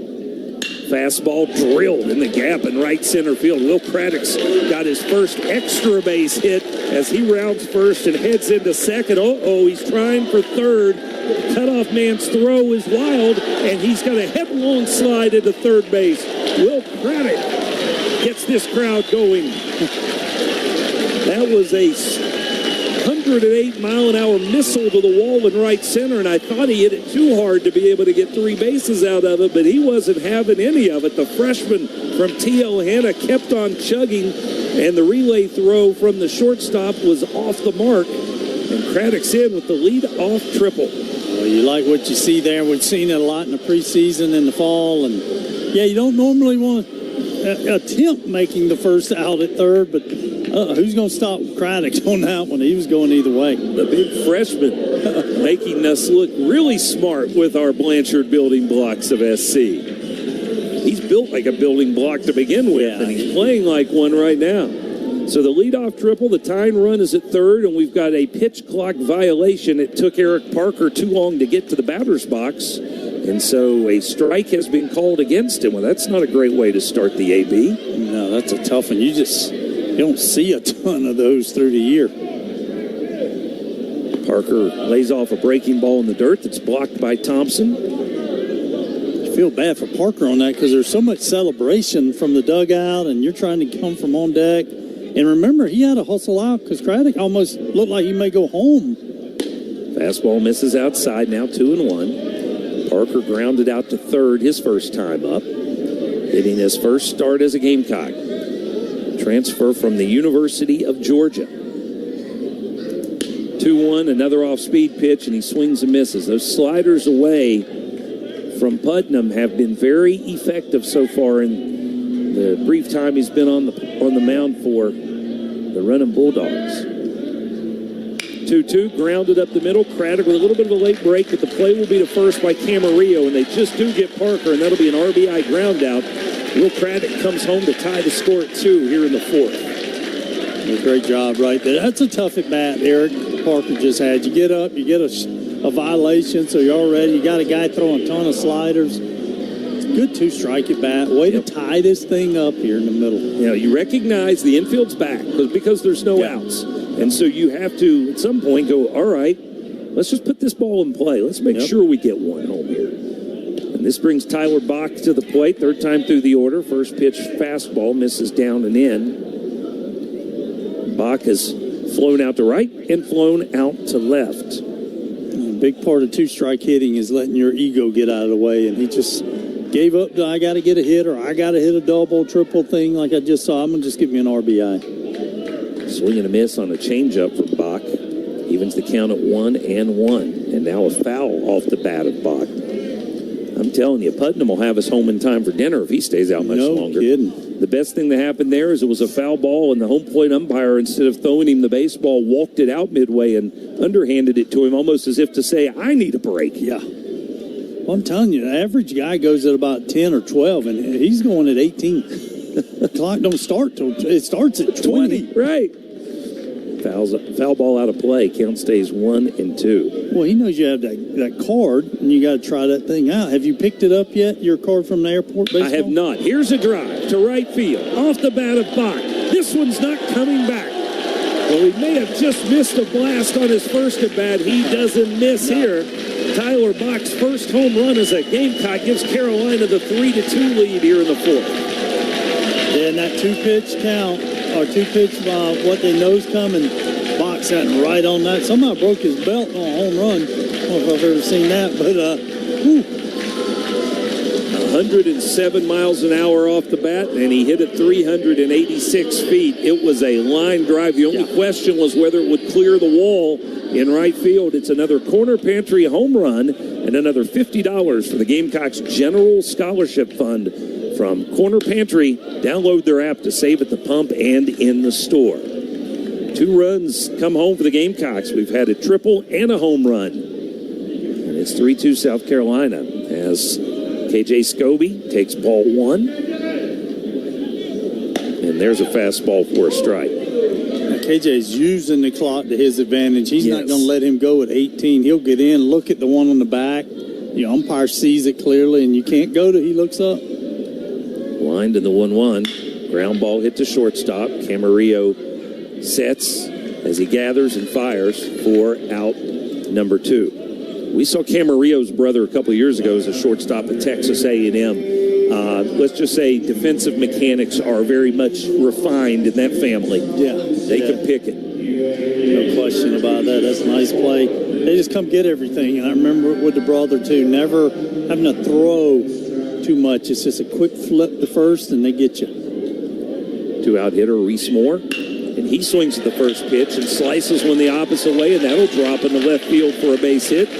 Moore's been on base all 3 times up today. His second single, third hit of the inning for the Gamecocks. That's 8 base hits in the game now. Yeah, I think Reese Moore likes hitting in that spot. 1 for 5 last night, but had our first RBI, and it was a 2-out RBI. Just looks like he likes having that 3 by his name in the order.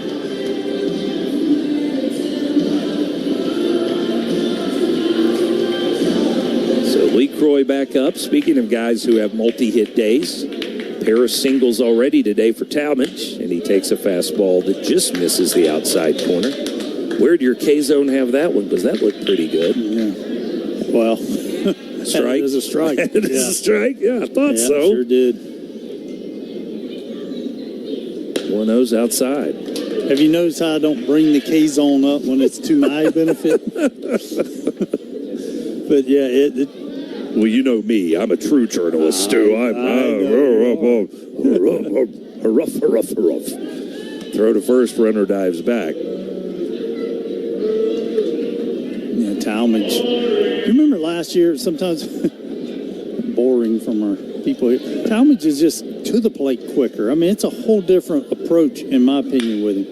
He hits one back up the middle. It bounces off the mound, and the shortstop can't make the sliding stop. It's on to center field. Moore with a good read, and he'll go first to third. Let's make sure Moore's okay. He looked very awkward. He looked like he was about to go into a headfirst dive, and then got the realization at the last minute from his third base coach that he was okay to stand up, and so he didn't dive.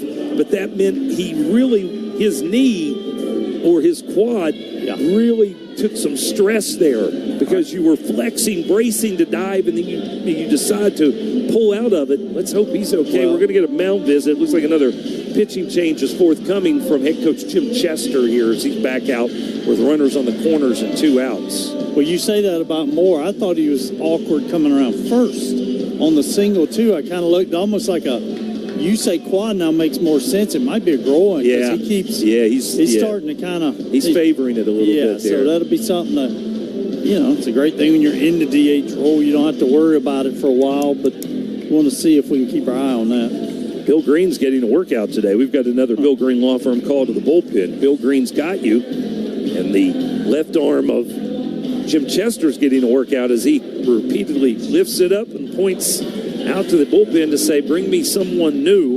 And this time out of the pen for Gardner-Webb will be a left-hander, Brendan Lysick, Texas Tech transfer, redshirt junior and a big kid at 6'5" and 230. Now, he just did something only a lefty. Guys, if you're a baseball fan, we assume you are if you're listening to us, left-handed pitchers get a little bit quirky, shall we say. We've all seen guys who, when they're going off the mound to the dugout or from the dugout to the mound, will turn sideways maybe and jump over the foul line so as not to step on the foul line. Lysick, coming in from the bullpen, got to the cutout where the grass meets the dirt at the back of the infield and did the same sort of jump. Now, there's no foul line to jump over out there, but it's his move. Yeah. Now I want to see if he wears his hat slightly cocked, because usually the really quirky lefties also can't put a hat on straight. Yes, absolutely. Well, he's showing a good arm. First pitch here, 90, kind of see what we're doing. I joked with you when Coach Chester said, hey, you're going to see a lot of arms today. I've been in that role as a mid-major Big South team coming into these parks or bigger SEC teams, and you say it a lot of times, he was serious. Yeah. He is good, but he's emphatic with those pitching changes. Yeah. I mean, he gives that big point to the bullpen, and they're ready to roll. Yeah, I'm kind of watching more. He's back, but you're right. I think you saw it, because I really didn't even pay attention to him going into third. I saw it this way, and he still kind of keeps, as we all do when something, does that hurt? Yeah. It's kind of that going on now. A little bit of stretching, and that's one of those situations where John Hendry's trying to save him the wear and tear of the headfirst dive, but it may have ended up backfiring a little bit. Gamecocks have scored twice here in the fourth to take a 3-2 lead, and they've got runners on the corners with 2 outs. And coming to the plate is Ethan Lazama for the matchup with the southpaw, so a lefty-lefty matchup here. Lazama walked his his most recent time up in the third inning. Gamecocks left him loaded in that third. Got him on the corners here. Have already stranded 6 through the first 3 innings. And he takes a ball outside. Yeah, we're about to hit my magic double-digit hit. We're at 9 right now. And, again, I told you, I want to have that big inning. We got a chance to have it. This inning is 2 outs. 1-0. Breaking ball misses low. Lazama looks like a guy who's pretty confident in his awareness of the strike zone. Yeah. He really stays back in these lefty-lefty matchups, especially. The second time we've seen one here. He doesn't look uncomfortable facing a southpaw. And there's a strike on the outside corner. Well, what I noticed in the preseason, really more than I have so far in our regular season, he really stays through the zone. So that type of swing allows left on left to be able to hit. He's not a guy that's trying to get out of the zone too quick. 2-1 delivery, fouled out of play. Big year last year for Lizama with the Hilltoppers in Western Kentucky. He was the MVP of the Conference USA tournament. So finished strong, trying to pick up with a quick start here in 2026. 2-2 pitch. Swing and a miss, so he chased one in the dirt there. Thompson digs it out, will throw to first to complete the strikeout and end the inning. So Lysick comes on to get the strikeout and strand 2 more runners for the Gamecocks. But Carolina gets 2 and takes the lead. It's 3-2. South Carolina leading after 4. We're back after this from Future Scholar. Hi there, Gamecock fans. I'm State Treasurer Curtis Loftus. It might be tough to picture your child in college today, but it'll be here before you know it. Future Scholar, South Carolina's 529 college savings plan, makes it easy to save for your child's education. You can start with any amount. Savings grow tax-free, and friends and family can chip in too. Discover the smart, easy way to save for your future Gamecock today at futurescholar.com. That's futurescholar.com. What a matchup we've got, folks. Just nonstop action. The energy is electric and the fans are all in. An intense game like this calls for a Coca-Cola. Crisp and refreshing. That's a game changer.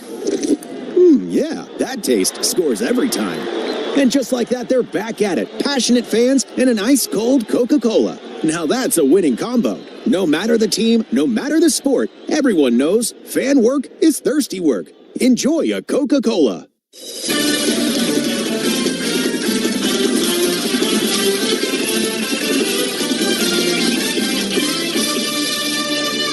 The 5th inning is brought to you by the South Carolina Department of Public Safety. Phone down. It's the law. Actually, you're okay here in the booth.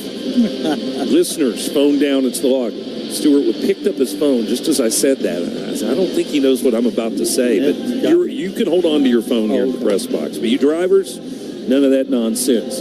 We head to the 5th with the Gamecocks having out-hit Gardner-Webb 9-3, but on the scoreboard, a closer affair. It's a 3-2 score. Zach Russell has pitched an inning and a third, has allowed a hit, struck out 2, and he's back out there. He's thrown 20 pitches. And I think Paul Maneri may be looking for Zach Russell to definitely eat some innings here in the middle of this contest. I'm with you. And this is just one of those teams, Gardner-Webb, because they just keep coming. You don't want to let them hang around in that 7th, 8th, 9th inning. First pitch swinging, Camarillo, a chopper to hopper to Scobie at short. Throws a little high, but Craddock's a big guy, so he stretches and pulls it in for out number 1. Yeah, that's comforting when you come up and that ball sails on you to remember that dude's over there. And a lot of times you kind of lie on some of these sizes when you're getting to tell them. He may be bigger than 6'3", 225. He looks bigger, doesn't he? Yeah. It's funny because earlier I always have to remind myself we're looking down at these guys. So because occasionally you'll see a guy and you'll think, I don't think he's 6 feet tall. Yeah. And then you're like, well, if I was looking him in the eye, I might feel differently. Here's Merritt Carter. Gamecocks have kept him relatively quiet so far. He takes a ball inside. Carter's he's the guy who stirs the drink for this offense. A senior who last year hit .309 and had a .479 on-base percentage. He'll line this into the left center gap, and that's going to be down for a base hit. Lazama over to cut it off, and he'll fire it in. But Carter hears me talking about him and promptly drops in his first hit of the day and his 6th hit of the season. Well, I remember first at bat, he tried to jump the first pitch, popped up, but then that last at bat showed why exactly who you said he is. Gets the walk, now gets a single. Yeah, well, he's got an on-base percentage that's up around .550 right now. So yeah, he's a guy who makes you happy that Camarillo swung at the first pitch. Yeah. So now he's at first, but there's an out, and here's Kennel. 0 for 2 today, and he takes a fastball for a strike. Good heater there at 93. So you can explain better to our listeners the difference between the 4-seamer and the 2-seamer. Is that maybe what we're seeing a little bit in terms of the velo differences? Because that's the best fastball we've seen from Russell, and he now backs it up with a slider off the plate to make a 101. Yeah, and because you said he was a two-way guy, they're so comfortable with grips. Because especially he was a shortstop, and you're just coming up so many times, that 4-seam is going to give you the best velo because it's a straighter pitch. I think you're right. We call it a cutter. 2-seamer, kind of the same thing. Maybe gets I do think on his two-seamer, he's letting that elbow drop a little bit, so it has a little more run, and that's his velo down. But, it's hard to run on right now because all our guys are working quick to the plate, and I think they want to. Foul ball out of play makes it 1-2. That was another good heater at 92. Yeah, he's kind of bows his neck after a guy gets a hit or he gives up a walk. You see a little bit more arm speed out of him. I'll tell you this, his throw over to first looked like it might have been 92 or 93. Yeah. I mean, that was a fastball to Craddock. Yeah. In between pitches there. Here's a line drive to right field. He threw something off speed, and it's a base hit. Right fielder up with the throw, and it's coming into third, and it's just offline because if it was at the bag, they would have had a chance to have a play, but unfortunately Parker had to drift to his left a few steps to haul that one in. Not a bad throw out there at all from Carolina's right fielder who came in as a pinch hitter a little bit earlier, Luke Uhas, but couldn't quite dial it in, and here come those running Bulldogs again. Back-to-back hits. And they've got him on the corners with one out, and they've got the heart of the order up right now. Where Parker was trying to do the old, it's not coming, deke the runner. We got fortunate that the hit batter runner didn't trail and get in the scoring position as well. Here is Augusto. Fastball that misses inside. Appeal to first on the check swing. Anthony Perez says he did not go. Augusto walked his last time up. Gamecocks at double play depth in the infield with runners on the corners. And a pop-up. Foul territory. First base. Craddock should have room. Drifts towards the fence. Makes the catch, and everybody will hold. Big freshman showing some pretty solid awareness there, too. Yeah. That's not an easy play when you have to put your head down and get to a spot, find the ball again, and then also be aware of the net and the wall over there that are approaching. Yeah, because you do fly ball communication in practice and in scrimmages, but not with real people here. You know what I mean? And in the game, depending. So he's done a nice job on the two pop-ups he's had to deal with. Here's Ilgen Fritz, who drove in the 2 runs for Gardner-Webb his last time up with a base hit. He fouls this pitch back and out of play. And I tell Will, he's living right. He got a nice cloudy day for that first start. Yeah. That gets you a lot on that side of the field with the sun this time of day, usually.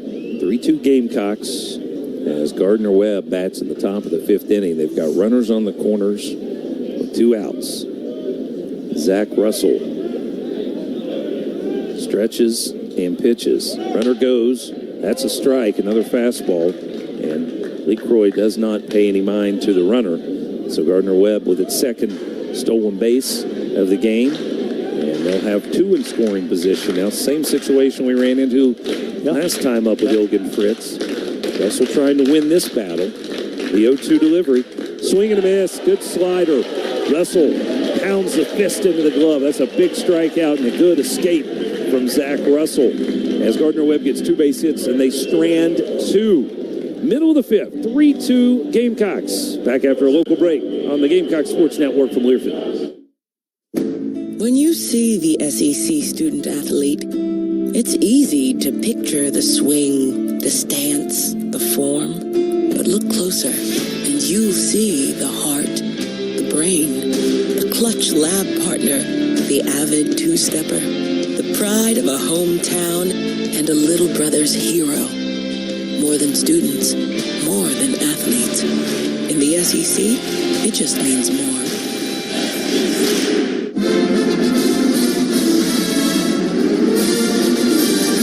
You're listening to South Carolina Baseball on the Gamecock Sports Network from Learfield.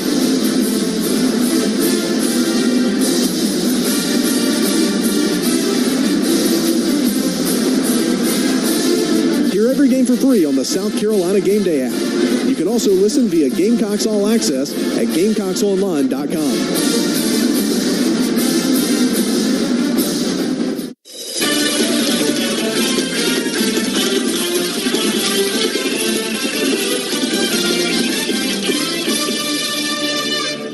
Founders Federal Credit Union offers all the financial products and services to help you relax and stay focused on your financial goals. If you're not a Founders member, then visit relaxjoinfounders.com today to apply for membership. Another inning, another arm for Gardner-Webb. Anthony Hausner takes to the hill here in the bottom of the fifth. Hausner, another two-way guy, plays some infield. Transfer from the Citadel. Yeah. He's originally from Apex, North Carolina. But he's another big kid, too. 6'4" and 250 pounds. Now, that might mean these uniforms do have a solid attribute in that they are slimming. Because I don't know that I would guess 250 on this guy. Well, that's in high school. It helped me a lot. That's why I liked him a lot, as we've talked about. We wore the almost identical uniforms. But now you got me with College of Central Florida with Brian Busher, and I struggled on that on Friday. Yeah. What Gamecock great played at Apex High School? Would that be Whit Merrifield? Nope. A little bit back, further back, kind of in my first time through. Okay. You got me then. Landon Powell. Landon Powell's an Apex. That was when it had kind of just become Apex, and you were hearing before, Team USA built their stuff right outside Cary and all. I got to burst your bubble because this young man didn't play at Apex High School. I know, but how else am I going to get Apex into a conversation? He said he was from Apex. That would have worked. That would have been official. Yeah, and I only bring that up as Luke Uhas steps in and swings at the first pitch, pops it up.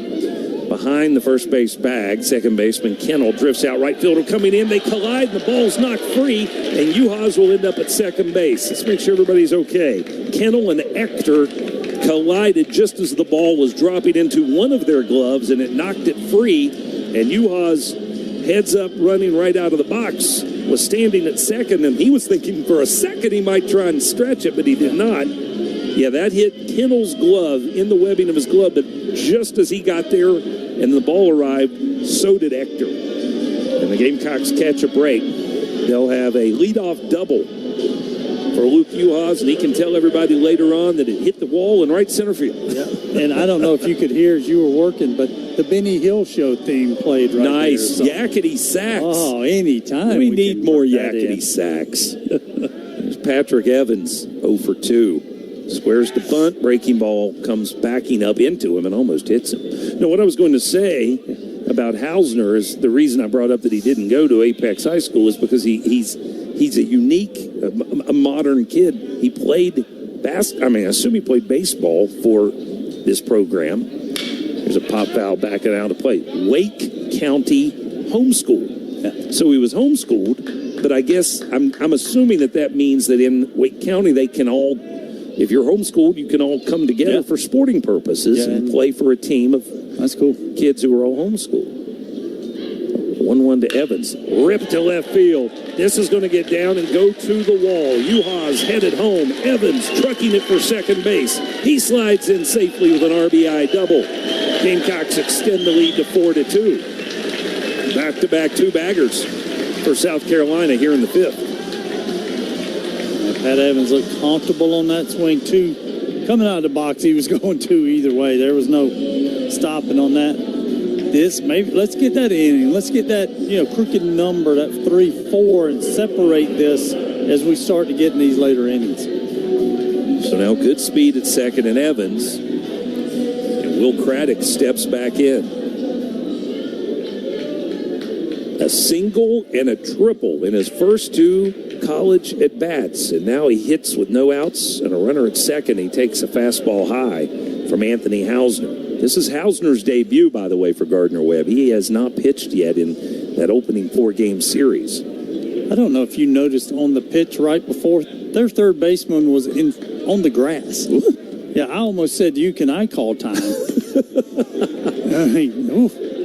I don't think Will Craddock's bunting. That's just guess not. 2-0 as the catcher Thompson has to smother a pitch that was in the dirt. He almost looked like he might have gotten crossed up on that. Yeah, first time in together, your signs get a little quick for that guy on the mound and get crossed up. 2-0, pop foul and back out of play.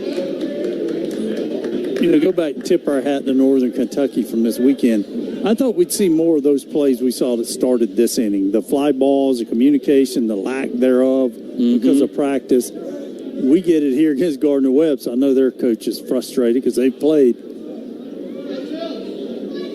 Swing and a miss by Craddock. Good 2-1 off-speed pitch, breaking ball, fooled him there, and it's 2-2. Northern Kentucky lost last night, I think, to Eastern Kentucky, but people were trying. I had some folks share that with me as if to say, oh, they're not any good. Man, that's a midweek game. That's midweek pitching. Yeah. They brought their A game here this weekend. They did. Here's a hard hit ball that gets past the shortstop and into left field. Evans had to hold up to see if he would get through. Now the throw is airmailed all the way home, and that allows Craddock to keep on running, and he's into second base sliding. Well, that's so a miscue by Agosto, who just lobbed one in. Not that there was necessarily a cutoff man in any position, but that looping throw allowed Craddock to get a good read on it, and he never slowed down. Good base running from the freshman, and he is 3 for 3.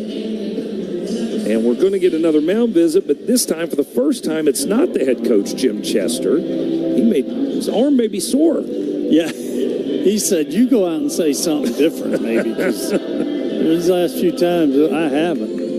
But you give it to their pitching staff. I mean, I feel like we're having a good offensive day because we got 12 hits, but the number that really indicates it, that 4. So 2 in scoring position right now, no outs. This is a separator moment for this offense. It's interesting to me in saying you've stranded 8 runners through 4, but somehow it doesn't feel nearly as frustrating as that scenario would often make you feel. Yeah, no, I agree. You hit the ball hard. You haven't had the kind of, frustrating moments where you say, oh, we wasted that inning. I mean, I get it. We left them loaded when we had them loaded with 1 out 1 inning. That's a hard pill to swallow, but Sponge keeps on coming. And now here's Eric Parker, who grounded out but picked up a run batted in the 4th. Chance maybe to do that again here, but they're pulling the infield in. And he hits it hard, and the second baseman can't make the play. The infield was in, and that was smashed too hard. Parker's going to try and get 2 bases out of it. The throw from the center fielder, not in time. He slides in safely. Boy, the base running hustle is on full display here in the 5th inning. Parker hit it 91 miles an hour, and with the second baseman Kendall pulled in on the edge of the grass, it just ate him up. He tried to make the quick backhanded stab. He got a glove on it, but that just slowed it down and redirected it. And Parker, with the read, recognizing that the center fielder Carter had to come a long way to get it, decided he'd push for 2 bags. He gets there, another RBI for Eric Parker, and it's 5-2, and now they're at second and third for Tyler Bach. Big inning, possibly underway. First pitch fastball misses inside. Well, when I see this type effort this inning, I remember your pregame when Coach said to you, yeah, I am making a statement. We're going to play a lot of games. We're going to see who wants to hustle. That was a hustle play right there. Sure was. Parker. 4th hit in the inning for South Carolina. Yep. Still no outs. It started with a double by Uhas that was actually a pop-up where the second baseman and right fielder collided, and the Gamecocks have taken full advantage. Evans doubled into the left field corner. Craddock singled through the left side, went to second on a throw home, and now Parker ends up at second base. And boy, oh boy, that I'm twisted between 2 things right now. The count's 2-1. I was looking at my stat monitor because I couldn't believe what I was seeing. Yeah, that's called a fielding error on Kennel. Yeah, that's one of those. Oh boy, we might go back and look at it. You know what I mean? Oh yeah, that's a quick call. You try to make it. You see on mine, I kind of let my reaction and I wrote it, but those are tough calls. I don't want to score games. Nope, no, I'm not asking for the job at all. I know you're not. 3-1 count to Bach. Runners at second and third, still no outs. And that pitch grazed him. So that's going to be a hit by pitch. It would have been a walk if it hadn't hit him, but it did. You could hear it on our mic, and that'll load him up for Scobie. Yeah. So Parker is on with a fielding error by Kennel. So that's the first batter of the inning to not get a hit. So it ends up being 3 straight hits to begin the inning, not 4. And now, after the error, a hit by pitch. And Gamecocks do have the opportunity to break this thing open, leading 5-2 here in the 5th. Bases loaded, no outs. And to the plate strides KJ Scobie. Yeah, I think, hey, Coach Jim Chester's telling his pitching coach, you didn't say anything better than I've been saying. First pitch swinging, Scobie pops it up. Foul territory. First baseman Ilgen Fritz with his back to the infield can't get there. He went a long way, but again, when you're in foreign territory, a field that you're not familiar with, And the way that the foul territory here kind of closes down pretty quickly when you start going down there as the wall bends left and comes back out towards fair territory. He wasn't feeling comfortable at all with his surroundings. No, when you watch him within the first few steps, he didn't drop step. He kind of ran back, and that can be a big break for us. KJ right here got a great RBI opportunity. The 0-1 from Hausner. Swing and a miss. Scobie fooled by the slider again. That remains his albatross is he just doesn't pick up spin terribly well early in his career, and he chases a lot of off-speed pitches. 0-2. And he chased one way off the plate. Oh, mercy. That'll be the kind of at-bat that frustrates Paul Maneri greatly. Well, you know how much I love KJ, and he's my number 19, so I'm grabbing him right there going, what were you looking for on the one-strike pitch? That's the one that I might have taken a timeout after it. You're too good a hitter to be swinging at these pitches. So Scobie strikes out. Hausner gets the first out of the inning, and now he's looking for a double play ball to stop the bleeding as Reese Moore steps in. And Moore takes a fastball that misses inside. The first baseman, Ilgen Fritz, has been playing in, even with the bag or even a step in front of that. He was doing it with Scobie. Now he finally backs up here. I'm not sure what that was all about. I don't either. Their corner infielders have had some interesting positioning. Yeah. Check swing on a slider, hard pitch down and in. They appeal to third, but Jeremy Crow says no, he didn't go. 2-0 to Moore. Reese Moore has singled twice and walked. Now hitting with the bases loaded and 1 out. Carolina up 3 and looking for more. There's a fly ball to left. Drifting back is Augusto. He will catch it. That'll be deep enough. The runner at third. Craddock tags and he'll come home. Sacrifice fly for Reese Moore makes it 6-2. You can tell the pitcher's got some good stuff because you're not getting great swings off. I love it when you get down and you get that fly ball. Score runs right here in the middle. Just keep scoring runs. 2-out hitter will be Lee Croy, having himself a day. You know, opening day, 3 hits. I'm back in the booth today. He's got 3 hits. Lee Croy, I don't know. Let's see if he credits me in the press conference later. First pitch swinging, chopper back to the mound. Nice stab there by Hausner. He just did pick that one off at shoe top level. It lost his hat in the process, but he'll underhand to first to get Lee Croy, and that'll do it for the Gamecocks here in the 5th. But South Carolina adds 3 runs to its lead, and we head to the 6th with the Gamecocks out in front of Gardner-Webb. 6-2. We're back after this from Founders Federal Credit Union. Gamecock fans, are you looking for a better way to bank? Step up to the plate with Founders Federal Credit Union. They offer financial tools and services to elevate your financial game. Get the MVP treatment with their team so you can relax and hit your financial goals. When you're ready to revamp your financial game plan, stop by an office near you or visit foundersfcu.com to experience the Founders difference. Federally insured by NCUA. Membership qualification required. Hey Gamecocks, Bo Hollins here. When it comes to protecting your home from unwanted pests, Terminix Service knocks it out of the park. Protect your home from pests, termites, and mosquitoes with the industry-leading service provider, backed by a 100% pest-free guarantee. Family owned and locally operated right here in South Carolina, Terminix Service has been protecting South Carolina homes since 1947. Mention my name, Bo Hollins, and get $50 off your first pest service by calling 1-800-TERMINIX or go to trustterminix.com.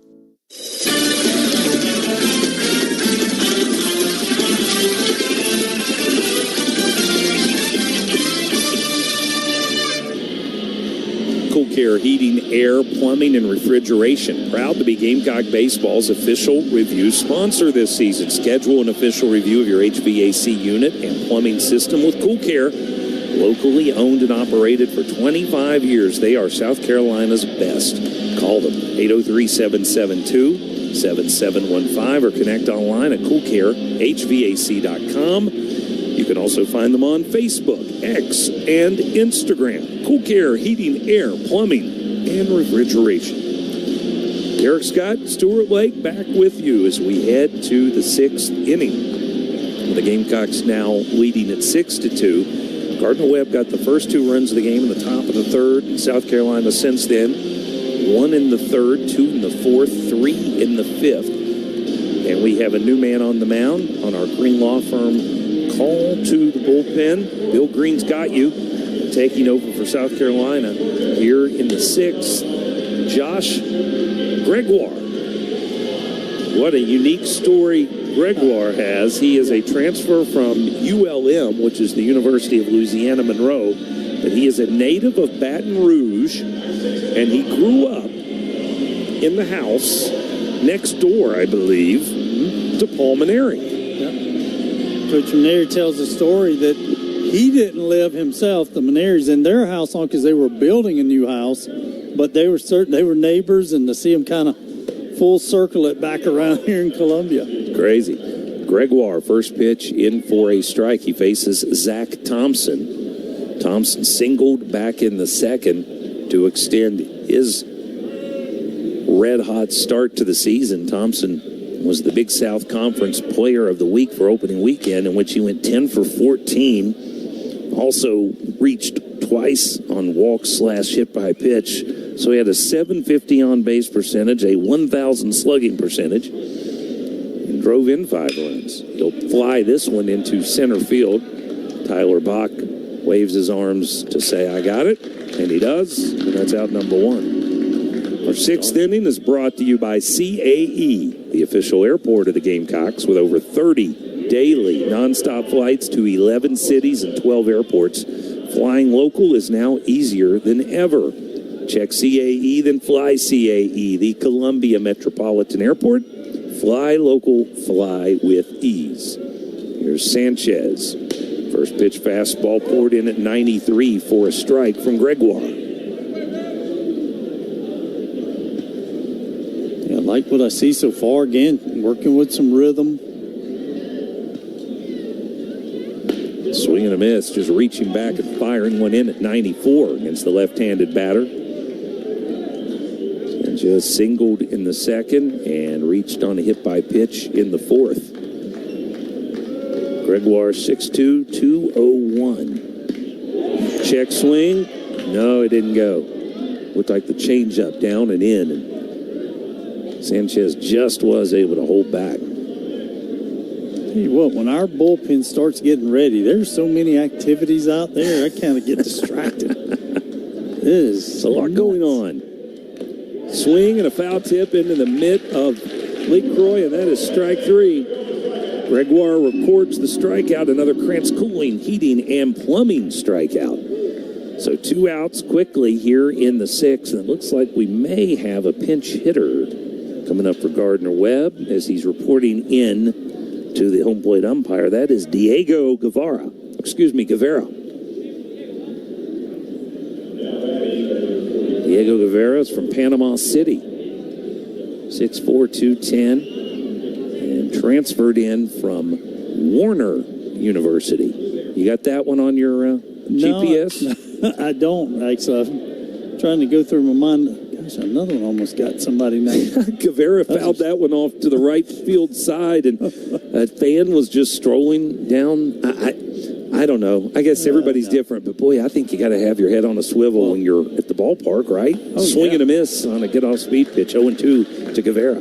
Well, as much as I love our netting and protects the people in the seated area, it's not that high. Right. It might be a false sense of security for some folks, because that guy never broke stride, did he? No. Here's the 0-2. Change up, down and in.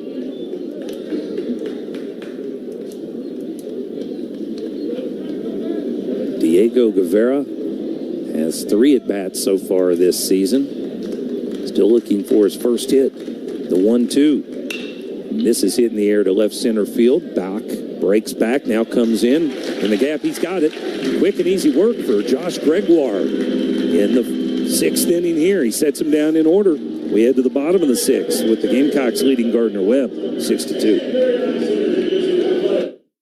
Time to swing for the fences. First pitch, swinging, drive to right field. Brown at the wall.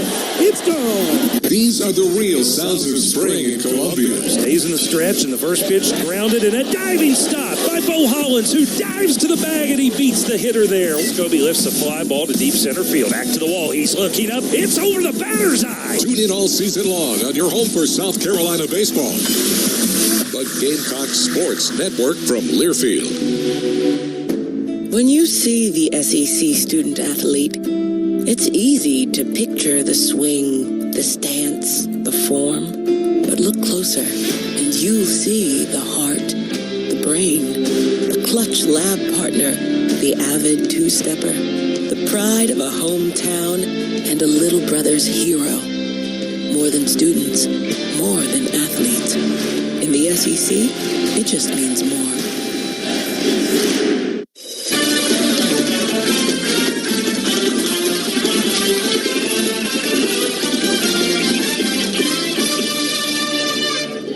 Bottom of the sixth coming up. Gamecocks leading Gardner-Webb 6-2. New man in to pitch for the running Bulldogs. Before we tell you about him, let's pause 10 seconds for station identification. This is Gamecock Baseball from Learfield.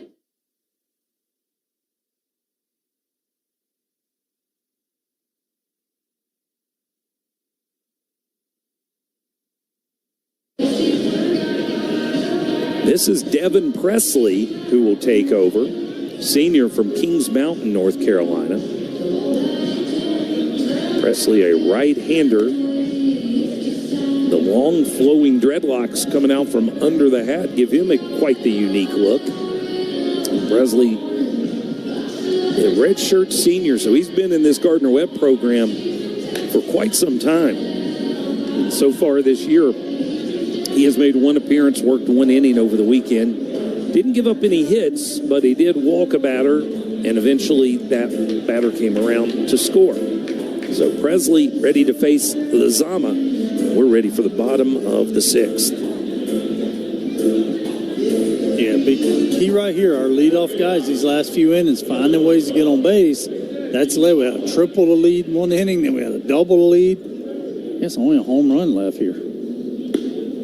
First pitch to Lizama, in for a strike. Ethan's still looking for his first hit of the day, and a day in which his team has piled up 12 of them through 5 innings. He is 0 for 2 with a walk. And there is another strike, and quickly 0-2. Yeah, you stand on deck and you just see Presley, fastball, fastball, fastball. You get in the box and then you get off speed, so.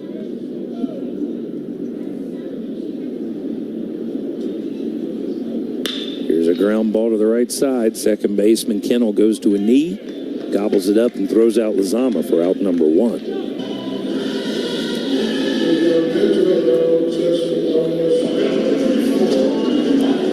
Luke Uhas took over in the 3rd inning, came up as a pinch hitter, as Gardner-Webb has had a myriad of pitching changes, but in that instance, it was early on, kind of a big moment in the game, and they went to a left-hander, and so Paul Maneri made the change. Aaron Jamison, who bats left-handed, was pulled for Uhas. And we also noticed early in the game, Jamison had tried to make a diving catch on a sinking line driving right, and it landed on his glove hand and wrist, so kind of worried about whether or not he might have hurt himself. We'll wait and see what we can find out after the game, but Uhas now getting his 3rd plate appearance of the contest. He's got a 1-1 count. Uhas struck out when he first came up in the 3rd and had a double in the 5th. Came around to score one of Carolina's 3 runs. Swing and a miss on a good off-speed pitch here. Tell you what, been impressive right here by Devin Presley. The way he's come in, has established 2 pitches in the zone. Was off-speed, strikes, fastball, 93. So been a really good arm so far. The 1-2, swing and a miss. Ball that just dropped off the table. Catcher smothers it and throws down to first to complete the strikeout. Second K of the day for Uhas. Yeah, Presley stuff in a very brief dose so far. Only 2 batters, but boy, best stuff I think we've seen on the mound for Gardner-Webb today. Yeah. And this time of year, you find guys, and I know he's been in their program, you said redshirt or senior, but you see a different guy in this environment, and you go, ooh, I like this. Two-out hitter Patrick Evans. RBI double his last time up. Ducks his head as he thought that one was coming in to hit him, and it ended up just missing the strike zone. Yeah. Presley's got some, I guess you'd call it some violence in his motion. Yeah. Kind of feels like it's hard to pick up that baseball. Yeah. Well, and that velo, I know that showed 92 on scoreboard, 93 on TrackMan, and it's got some come at you. Yeah. It's not over the part of the plate at all. 2 balls and no strikes here to Evans. Presley working exclusively out of the stretch. And this ball is smashed up the third base line, and that's fair. Third baseman Repepe dives, can't get it. Ball caroms off the wall. Left fielder redirects to pick it up, but it's a stand-up double for Evans. Back-to-back. 2 baggers for Patrick Evans. And the Gamecocks have their 13th hit of the contest and a 2-out base runner now for Craddock. It's impressive response by Patrick Evans after being behind in the count. Yeah, and I said it to you. I've got to watch him hit since he was in high school all the way through junior college. He is a hitter, and sometimes the utility part of that distracts you from what you might be the best at, which is hitting. I think he's comfortable today at second, and you're seeing it at the plate. All Will Craddock has done in his Gamecock debut is single twice and triple once and score 2 runs. And he's up again to see what he can do for an encore as he takes ball 1. Freshman from Anderson, South Carolina, T.L. Hanna High School. And what a start. What a debut. Right-handed batter. Check of the runner by Presley in the pitch, and that's in the dirt, and the ball gets away from the catcher, but just by a bit, Evans is going to run, and he just does beat the tag. That one was a contact. When he saw that ball was in the dirt, he took off. Risky play by Evans, but a crafty slide as he kind of came in the back door, and Repepe couldn't get the tag to him, but he thinks he may have. So we are going to have an official review brought to you by Cool Care. Cool Care Heating, Air, Plumbing, and Refrigeration. Let them assist with your HVAC and plumbing systems. Cool Care offers 100% financing with credit approval. Let's get a look at our monitor.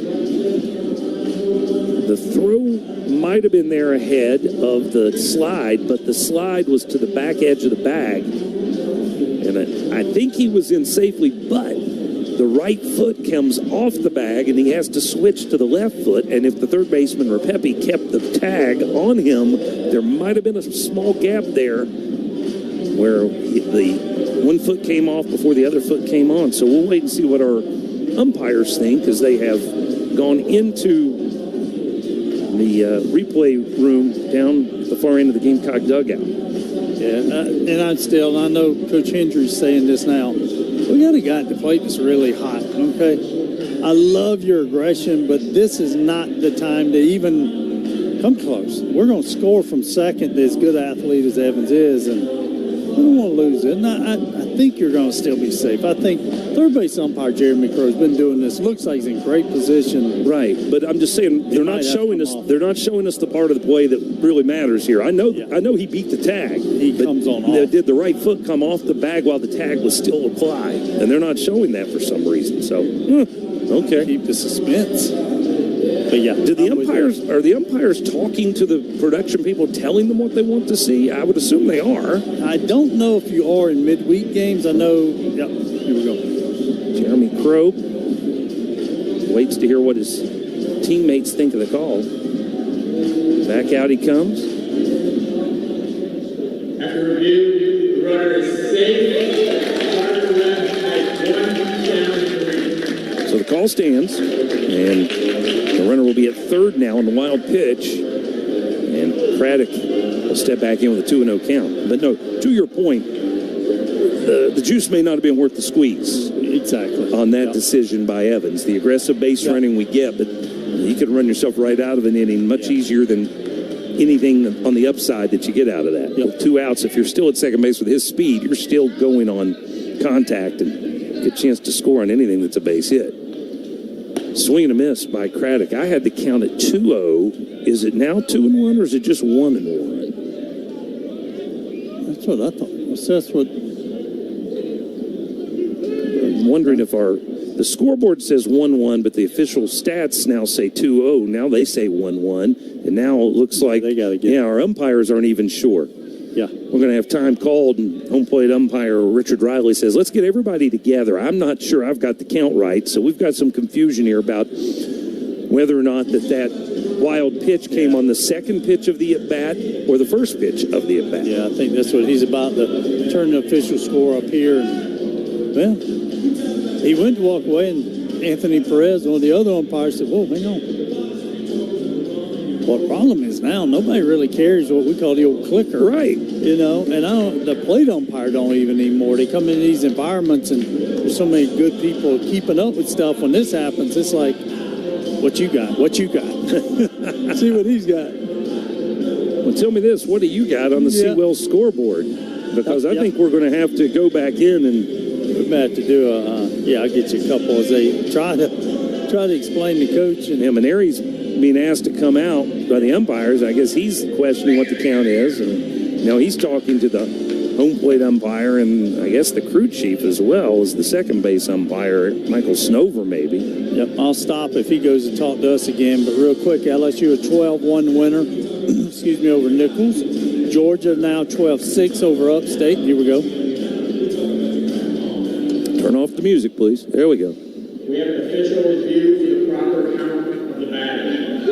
Yeah, so it's a cool care official review, but not the kind you usually expect. No. They've lost track of what the count is, so we're going to go find out. They should have asked you. You've nailed it the whole time. They just missed it. But, yeah, that's it. Top of 4 around the league. Alabama at home. 1-1 with Alabama State. Alabama right now 3-1 on the year after getting stunned over the weekend. Ole Miss 4-0. They're one of those 7 teams that are 4-0 in the SEC, leading Jackson State 7-2 in the bottom of the third. Mississippi State, another team that's 4-0, 9-0 over Alcorn State. They're just going to the third. Vanderbilt, they've got back to 500, 2-2, 9-0 over Eastern Michigan. And in Gainesville, Florida, just underway against Stetson. Stetson 0-4, Florida 3-1 after losing their opener as well. So as you and I have talked about, there are very few undefeated teams around this league. All right, I'm going to ask you to find a game that you didn't mention, please. Georgia is hosting USC Upstate right now, so see if you can track that one down. You weren't paying attention to me. Did I miss 12-6. My bad. I did miss that. Out of the gate. Well, you're involved in this count. Oh, yeah, that's what it is. They're texting you probably because they don't know. And now this is going to be one of those moments where, as I've told you, the restroom's right where they go. So one of these guys are probably going, hey, we done been over here this long. I'm going to even it up. But did all 3 guys go? I just looked up and realized the only umpire on the field is our home plate umpire. That is a new one. First of all, a official review for a count check is a new one for me. Me too. Secondly, the fact that all 3 umpires are down in the dugout, 3 of the 4, that's a new one for me. Yeah. So we're breaking ground here and not in the positive way. Hey, I like all these guys, but there might be, you got balls, I got strikes, and you're over here to make sure we get it right. Because I don't know why 3 guys would go, well, I'm thinking I know. I think one of them might have saw a good time for a break here. Yeah, because honestly, at this point, all you're doing is asking someone to rewind and quickly fast forward through the at-bat and see what pitches have taken place. That shouldn't take more than 1 umpire. You wouldn't think so. This is a bit of a head-scratcher, to say the least. We are back with you, by the way, on Friday, and that's an afternoon game. The Gamecocks with the Salute to Service series featuring Army, Navy, and Air Force. Gamecocks will take on Army Friday afternoon at 2 p.m. So Stewart and I will be on the air at 1:45 for Game 1 of that weekend series. Now the umpires are back out, and our crew chief, again, has now asked the head coach of Gardner-Webb to come out to the third baseline. This just seems a little bit dramatic for me for the count, right? And poor Devin Presley, he's just out there. Oh, dude, let's go. Give me the count. I don't understand what the discussion could become. Didn't you just just go over and rewind the pitches and see what they want? I truly don't understand what is going on here. And, I mean, this is a serious, intense conversation between head coach Jim Chester and two of the umpires, and I can't begin to understand why. It's a simple equation. We watched the video, we counted 2 pitches or we counted 3 pitches. It's either a 1-1 count or it's a 2-1 count. I thought they were doing rock, paper, scissors there for a second. Did you see the umpires doing this hand like the Rock? I wonder in the world could this be? Hey, he's going to tell us so. What do we got? Shocker. You had that 3 minutes ago. 3 minutes my rear end. I had it 10 minutes ago. This is laughable. Earning their checks today. Yeah. All right, let's get back to baseball. Will Craddock in the box. Again, the count is 2-1. There are 2 outs, and there's a runner at third. We're in the bottom of the 6th. And a swing and a miss from Craddock evens the count. That's tough on both players. Press has to stand out there on the mound, got a few throws, and Craddock, who's having a great day, has to just stand there as his at-bat comes to a halt. Yeah, that's not what shouldn't take that long. No, not at all. 2 balls, 2 strikes, 2 outs to the freshman right-handed hitter. And he chops this one foul at the plate to stay alive.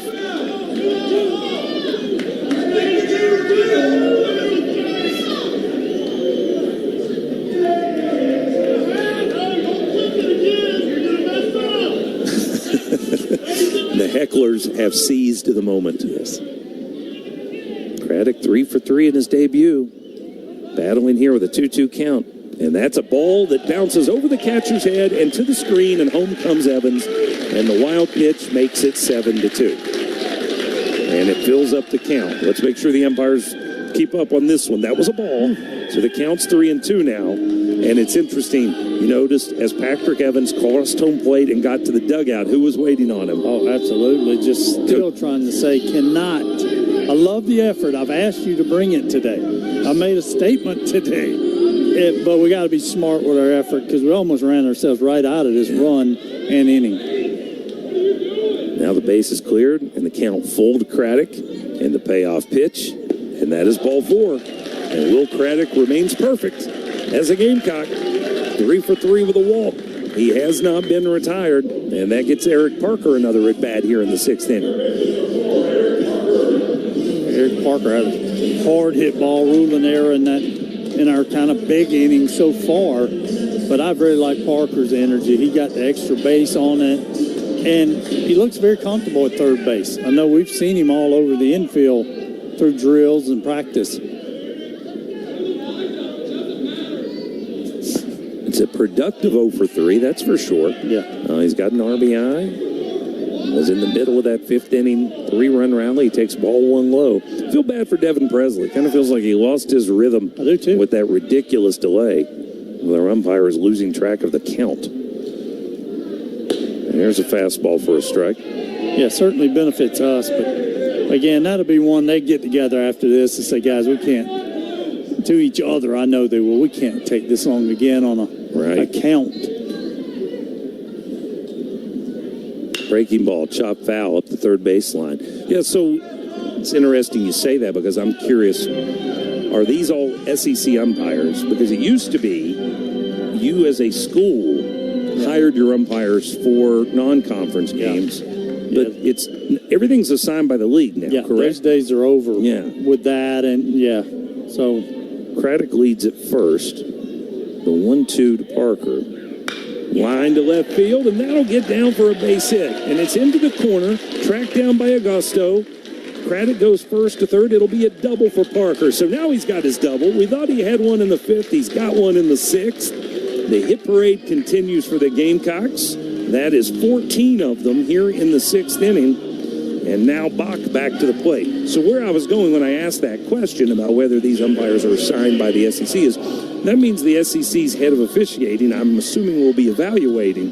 What kind of an evaluation do you do for that circumstance and how it was handled as we have yet another mound visit coming from head coach Jim Chester of the Runnin Bulldogs? Well, that's the first question you'll be asked. And say, what was the communication? First of all, who made you aware the count may be wrong, which it was wrong?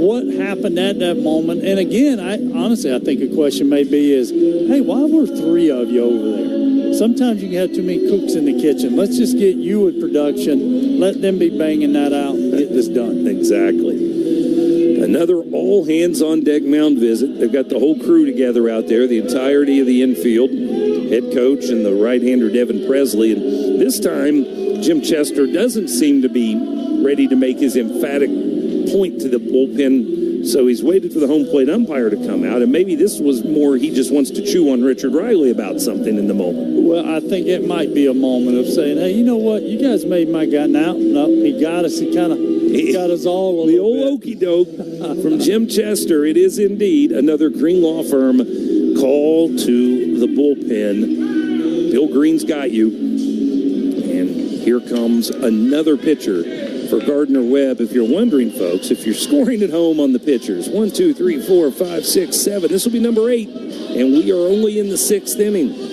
And it's not as if they've given up double-figure runs, 7 runs. But if nothing else, Jim Chester did try to warn us before the game. He said, we're the running Bulldogs, and you're going to see a lot of running Bulldogs today. Yeah, we kind of thought that was just a prepping in case, but no, he was ready to run them out. Jarek Hobb will take over.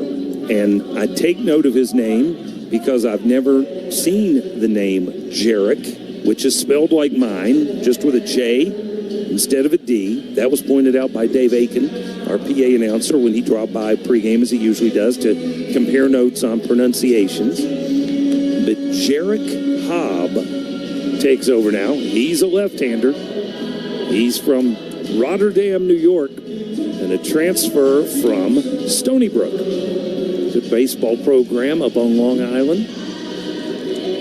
Hobb will be making his second appearance of the season. He worked an inning in a third opening weekend, gave up a couple hits and a walk and 2 earned runs. And he will be facing, for South Carolina, at the top of the order, Tyler Bach, with runners at second and third. You and Mr. Dave were comparing everything that's coming up this weekend between us, as you said, salute service tournament. There's 6 baseball games here at the ballpark, so they need a PA announcer for 6 ball games. The men's basketball team is at home Saturday afternoon, and the women's basketball team is at home Sunday afternoon. Softball is on the road, so that's like the only thing that's keeping us from having a full-on melee for all the media members, the TV production folks, the PA announcers. It's going to be a busy weekend regardless. But yeah, Dave was talking about where he'll be on which day. I think he said, does he have both games Friday? He has both games Friday. Saturday's got basketball,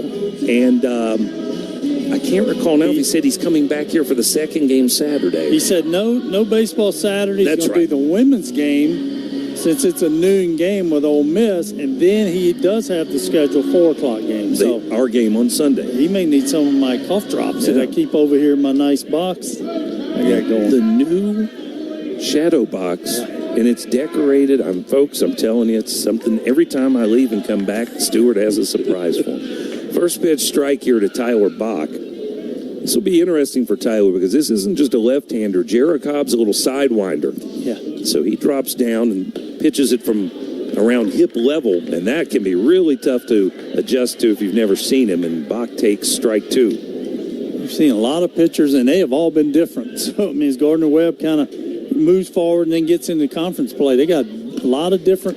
Swing and a miss, but the ball gets through the catcher. Run comes home. Bach will be safe.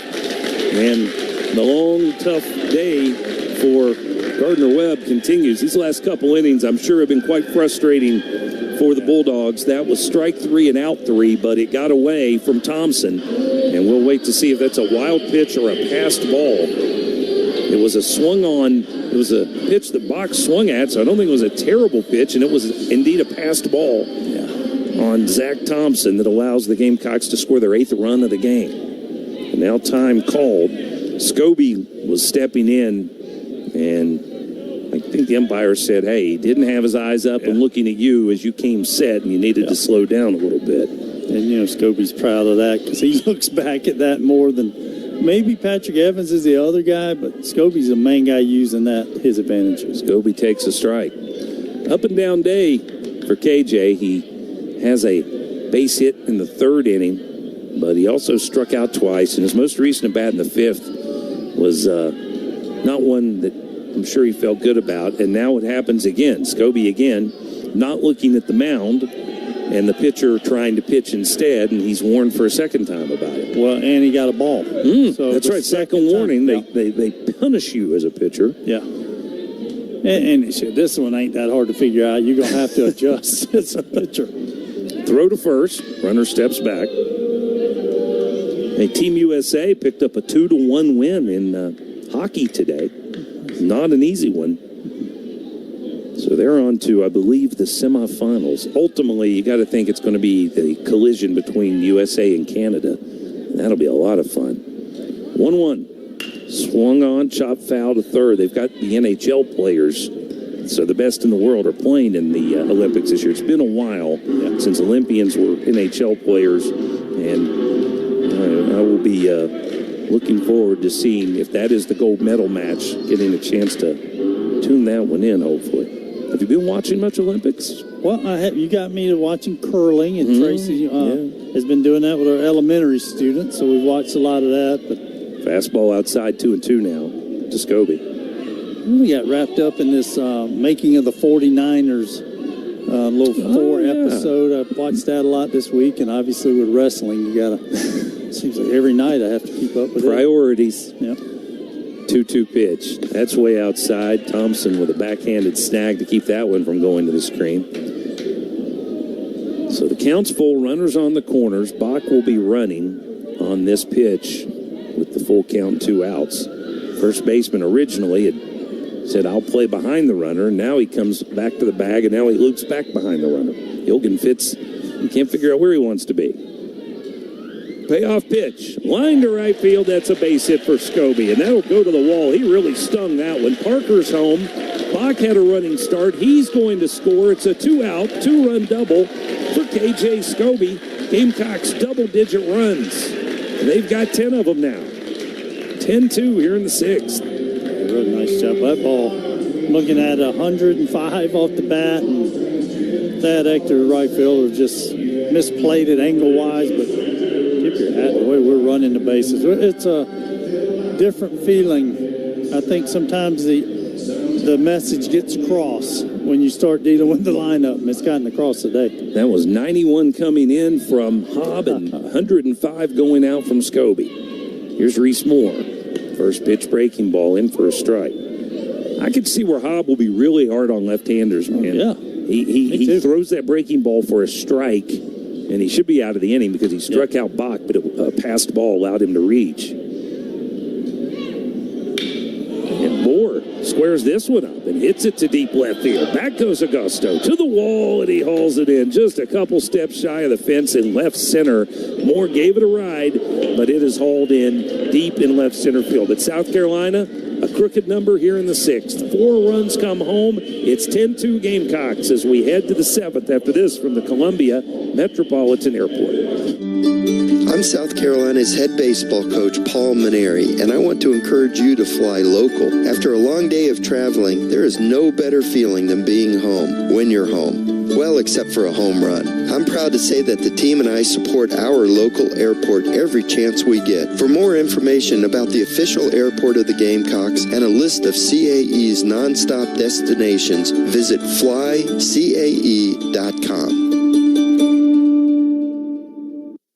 The 2026 election season is right around the corner, and your vote matters. Prep for the polls in the upcoming election season by registering to vote or checking your voter registration information. Then go cast your ballot. Whether it's absentee, during the early voting period, or on Election Day, every vote makes a difference for your community and our state. Find more information at scvotes.gov.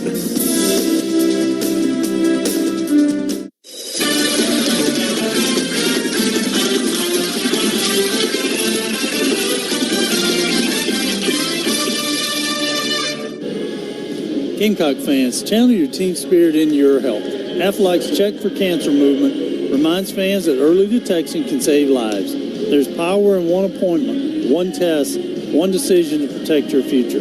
Join the Check for Cancer movement by visiting aflac.com/check for cancer. So, big day to say that. As we took a moment earlier to talk about, we lost a great baseball person in our area, Bart Owen. So, please take care of your health. And Derek, as you kind of get going here, we got behind the plate a little change, and I believe he was saying we also have a change in the outfield. I'm trying to figure out who came in the outfield. Well, I can tell you that is Hoover in left field. Okay, yeah, because the umpire I thought he pointed to center, but hey, after the night he had, I wasn't going to ask him to look back over it. Josh Gregoire, by the way, back out after quite the long delay in that inning that featured 4 runs and a ridiculous official review over the umpires forgetting what the count was during an at-bat. So Gregoire starts off that. Ector was strike 1. And now a swing and a miss. Ector not having a fun time in his return to Founders Park. He's over 2. He struck out looking both times, and he also collided with the second baseman on a pop-up that forced it to be dropped and led to a 3-run inning for the Gamecocks. This time he stays alive, fouls this one off the mitt of the catcher, which, by the way, as we mentioned, as Stewart was saying, Talmadge Lecroy's day is done. Gavin Brayland has taken over behind the plate, the sophomore who caught a bunch of SEC play last season. In the old days, you'd say they got to see a bunch of old teammates, but I think there's only one left. That's the truth. Pop-up foul territory. In comes Parker, and he cannot make the catch. It gets off his glove, and Ector gets new life. Parker ran a long way. He was much closer to home plate than he was the third base bag, but he had the better angle on it than Brayland, and he did the right thing. He took charge, but I think he also sneaked a peek at the catcher to make sure they weren't going to collide, and then he lost the baseball just enough to have it go off the edge of his glove. I think that's exactly what happened because Brayland went out so quick. Normally catchers turn. I think that messed him up, but he's also coming from you in that shift. It's not a normal third base position. Gregoire says, I'm okay. Let's try and finish this with a strikeout. There's ball 1 outside. I'm not really big on the garnet cleats with this uniform. Just spotted that. Said, buddy, you missed. But otherwise, I really like Gregoire coming out. Yeah, Josh Gregoire was brought in here with the thought that he can be the closer for this team. And he didn't exactly have a great preseason, and so they're still trying to figure out his role. But the way he's thrown it today can give you a little more renewed hope for a bigger role in the back end. But even as bad as the garnet looks with these, it still looks better than the white cleat with those black uniforms. You mean the first base coach? Oh, man, come on. I know you like. Here's the 2-2. Pitch is high and outside. Yeah, I'm giving him bonus points for the stirrups, but yeah, the white shoes are a little bit I'm not a white cleat guy, you know that. I will say this, though. I think they look better with the stirrups. Yes, no doubt. Than the guy who's in the on-deck circle. Yeah. No stirrups and white shoes. Yeah. Payoff pitch from Gregoire. Fouled back again. He had Ector retired on a foul pop-up, but that was dropped, and so he's trying not to lose him here leading off the 7th inning. 2 runs on 5 hits, 1 error, 5 left for the Bulldogs. 10 runs on 15 hits, 1 error, and 11 left on for the Gamecocks. Payoff pitch one more time. Swing and a miss. Gregoire does indeed get the Krantz K for first out of the 7th inning. Yeah, kept his composure in it, and you say, I'll just keep throwing strikes. We'll get him eventually. You know, when you can reach back and get 94, that helps you get out of a lot of jams. Yeah, and your Gardner-Webb over here saying, and it looks like might have a pitching change, but it's 10-2, and we got a guy throwing 94 on us. We'd like to sneak in maybe some back-end guys in this bullpen. But here comes Paul Maneri, a Green law firm called to the bullpen. Bill Green's got you. And after an inning and a third of really good pitching from Josh Gregoire, he struck out 2, faced the minimum 4 batters through 20 pitches in doing so. And Paul Maneri sharing some thoughts with him as Gregoire heads off the mound, and the Gamecocks will turn it over to Hudson Lee here in the 7th. Hudson Lee, left-hander, right? Yeah. Lefty from Roebuck, South Carolina, transferred in from Clemson, and making his first appearance of the season on our Prisma Health injury report. Lee broke his foot when he was in high school, playing football, if I'm not mistaken. And so he's got some hardware, as you like to say, in that foot. Yeah. And seemed to aggravate that in the preseason. Paul Maneri said he was in basic. They were working on bunt defense, and he, came in and fielded one. Said he stumbled. Looked like he just tripped over his feet, but apparently aggravated it pretty bad. And I think there was thought as to whether or not he might need surgery. And Hudson Lee said, "Guys, this is my last go round. I am not putting this. I'm not going on the shelf. Yeah, I want to pitch. I think I can deal with whatever pain management is required." And so he gets his opportunity here in the 7th inning with 1 out and the base is empty of a 10-2 game. Good way to roll him out and see what you got. No, I agree. This is the time to do it, and it's good to see too. You know how I like left-handed hitters. I also love left-handed pitchers.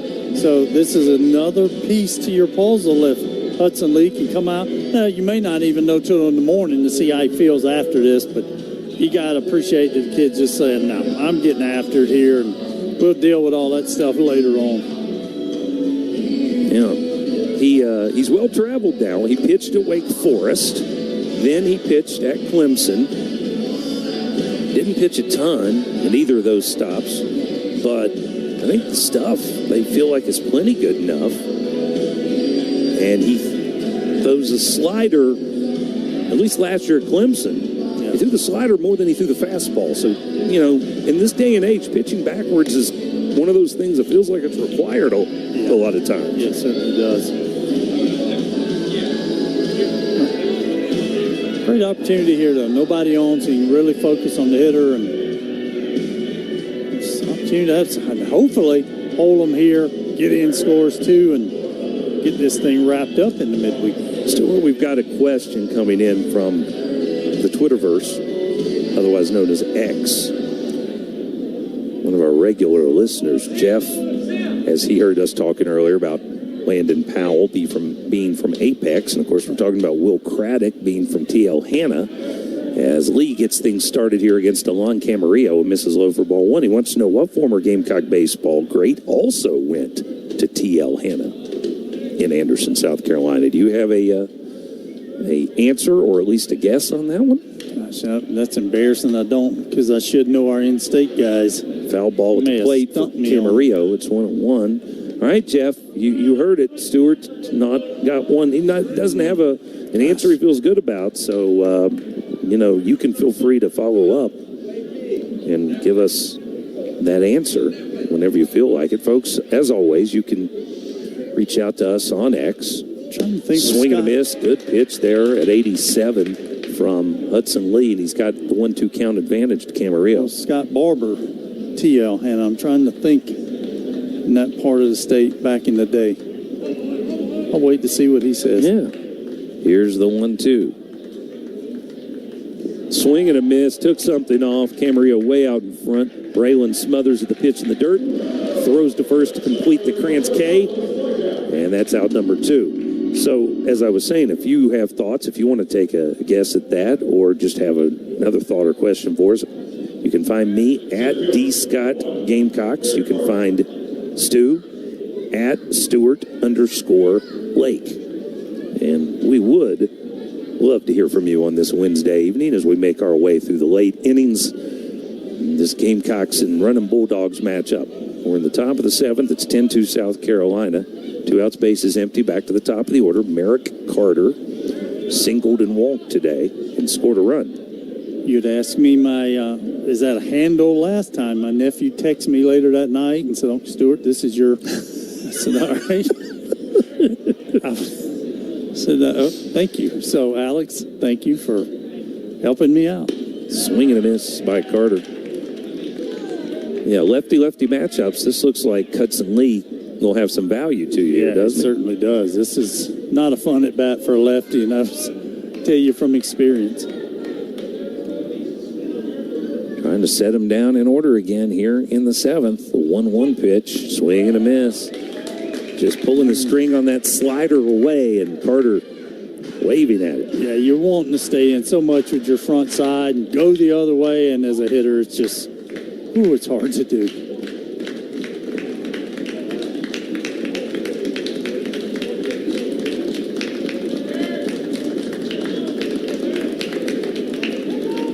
Time called. And a pitch clock violation. Our man Richard Riley trying to make up for his previous foibles by showing us that he's on top of the pitch clock here. It's not getting by him.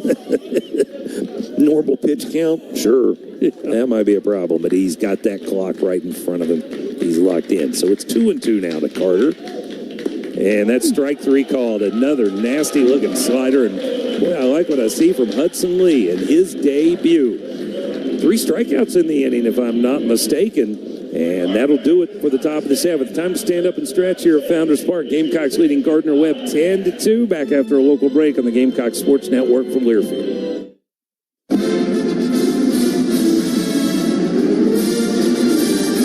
You're listening to South Carolina Baseball on the Gamecock Sports Network from Learfield.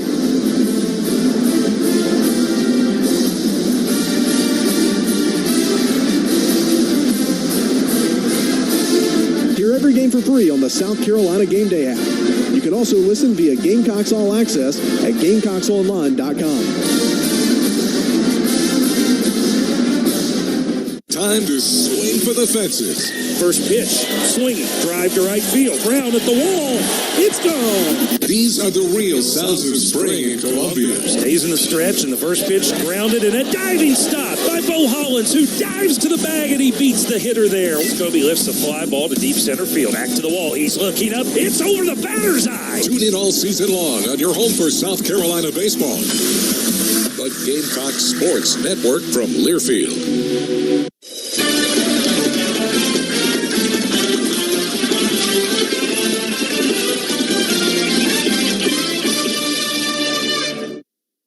Rural Credit Union proudly sponsors Gamecock Baseball. Elevate your financial game with an all-star lineup of financial products and services. Apply for membership today by visiting foundersfcu.com. As we head to the bottom of the 7th, Gamecocks out in front 10-2. We have answers to the questions.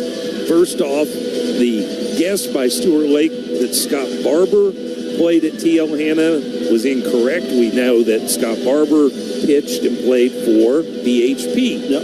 He was a Belton Honeypath Bear. Yep. But you then came up with a correct answer, although it wasn't the correct answer that Jeff had in mind. Again, what former Gamecock standout played at TL Hanna?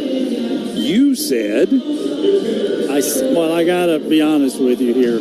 Matt Williams texted me and said, Coach, Adam Hill pitched. Adam Hill. So I went into my coaching tree. Yes, you did. So Adam Hill pitched. Thanks, Matt. And played for TL Hanna. Yep. Kevin Braylon getting his first at bat as he takes over here in the late innings for Talmadge Lee. Croyd, he takes a big rip at a fastball and fouls it back. Jeff says that's not who he had in mind, but he had another really good one in mind, Brady Thomas. Yeah, really good one. Former Gamecock catcher, and I always think of Brady as a DH because he had some huge hits as a designated hitter in Omaha. He was on the 2010 national champion, and I believe he was back in 11, was he not? Was Brady on both of those teams? I think he was. 1-1 the count to Braylon. New man on the mound because that's what Gardner-Webb does. Swing and a miss by Braylon. It's 1-2. This is a right-hander. This is Connor Bussin.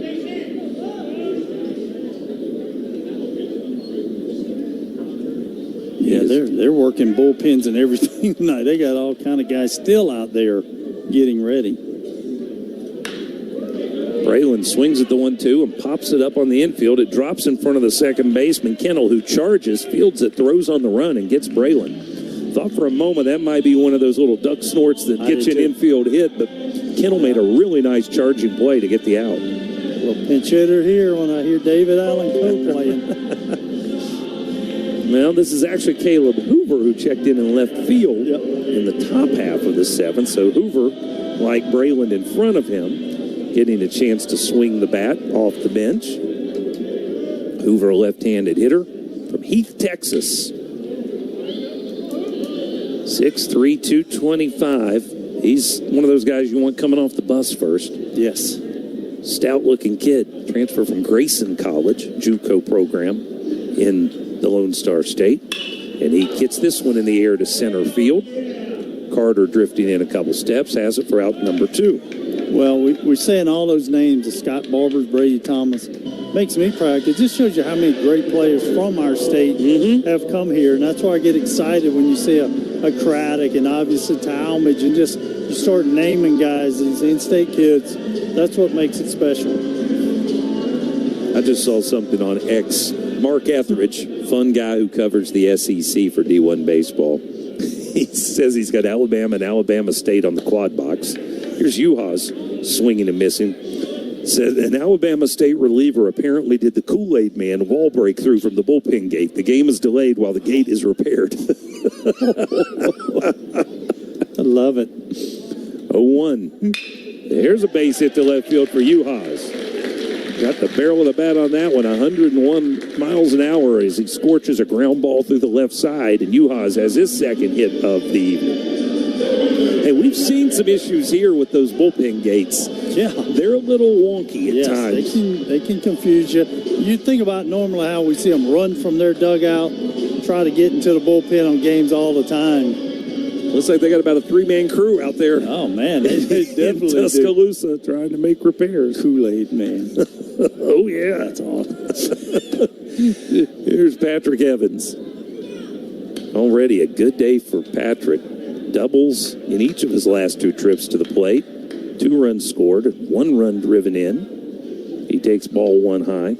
No, you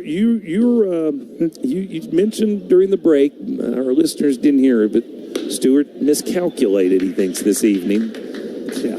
Thought he was going to be the hero and bring dinner home. And as the evening is making its way to the 7 o'clock hour, let's just say his better half told him, no, you're not. And she, as usual, would appear to be correct. Yeah. And I'm sitting here, you know how Jake McCoy donates money to his strikeouts. He's going to do stuff. I may start donating on walk-offs to really encourage guys. Because I really like shortened game walk-offs. I'm a little cheap. I don't want to just say any walk-off. Patrick Evans fouls one off here. Well, you know, Evans could hit one out of here and he could be your hero for the day. That's what I'm thinking. And then 2 we balls, just 2 strikes, 2 outs. He's the run that would make it a run-and-roll game, right? That's what I love early exits. Kool-Aid Man's on my mind now. Instead, another fister on the infield. And this one caught on the fly by Kennel at second base, and that'll do it. Carolina with a hit. A runner stranded. We head to the 8th. Gamecocks 10, Gardner-Webb 2. Back after this from Sirius XM. For comprehensive coverage of college basketball, tune to Sirius XM College Sports Radio Channel 84 in the car and on the Sirius XM app. For the win! Got it! Let's go! Sirius XM is the home of your favorite team and conference, including live games, plus interviews and analysis. He's got it! So cheer along with the Sirius XM app and listen to your favorite team anywhere. Get a free trial at SiriusXM.com/College Sports Radio 2025. Hey homeowners, don't let HVAC troubles disrupt your peace. Enjoy consistent comfort with Krantz Cooling, Heating, and Plumbing. From quick repairs to new installs, our friendly, family-owned team has your comfort covered. For over 40 years, families across the Midlands have trusted Krantz for quality service, fair prices, and hometown care you can count on. So don't wait. Beat the heat and kick the cold with Krantz Cooling, Heating, and Plumbing. The best team, the best service in town, powered by Trane. Keep comfortable with Krantz. Visit KrantzCooling.com today.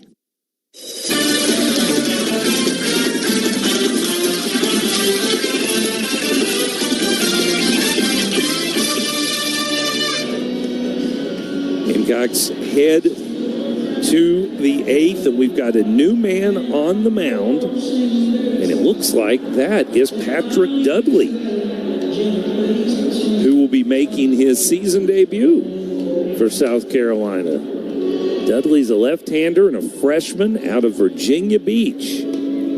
6'4", 222, getting his first chance to pitch here in the 8th with the Gamecocks leading at 10-2. South Carolina's out-hit Gardner-Webb 16-5. Took a little while to get things rolling, but the Gamecocks scored in 4 straight innings before they failed there in the bottom of the 7th to add to their lead. But you like the large lead because as you're trying to eat innings at the end of this game, you also want to give it a look at some guys. They got to look at Lee. and were impressed with what we saw. And now Dudley has his opportunity to try and help the cause.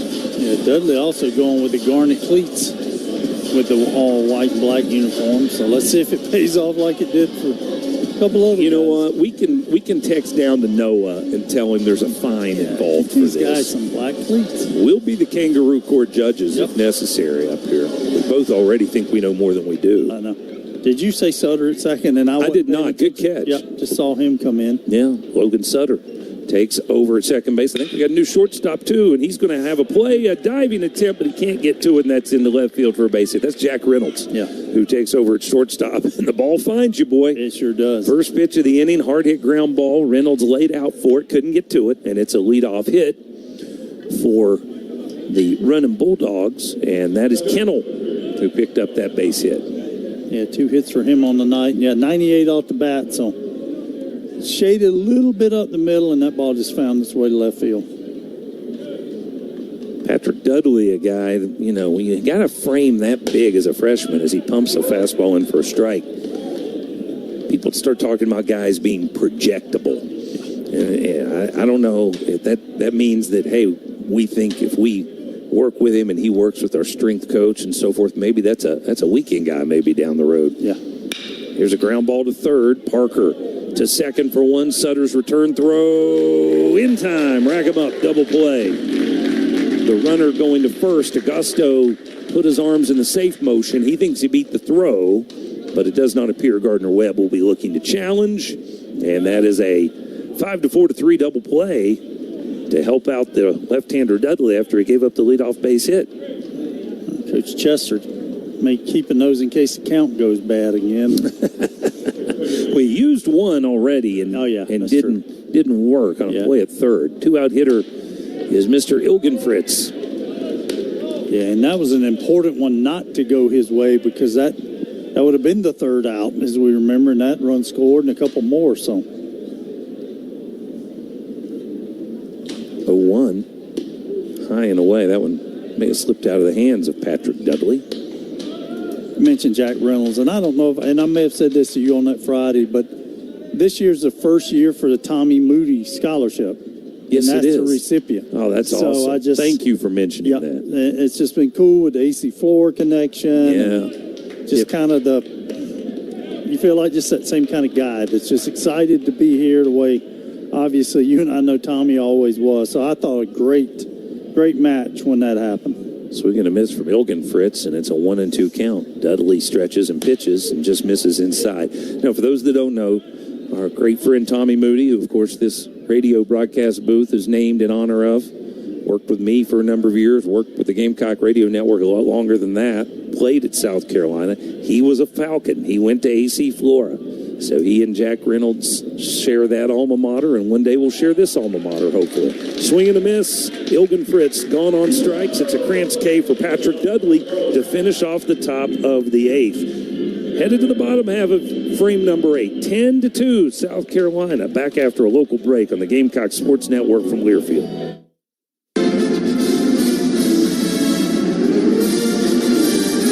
You're listening to South Carolina Baseball on the Gamecock Sports Network from Learfield.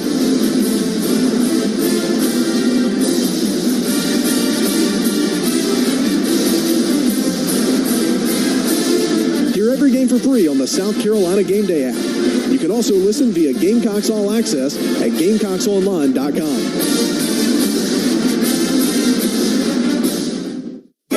In the SEC, it just means more. But what is it exactly? It's the fans, the students, the traditions, the legends. It's passion to celebrate deeper, reach farther, think smarter, make an impact off the field. It's that intangible thing that happens when 16 schools raise the bar as one. Because in the SEC, it just means more.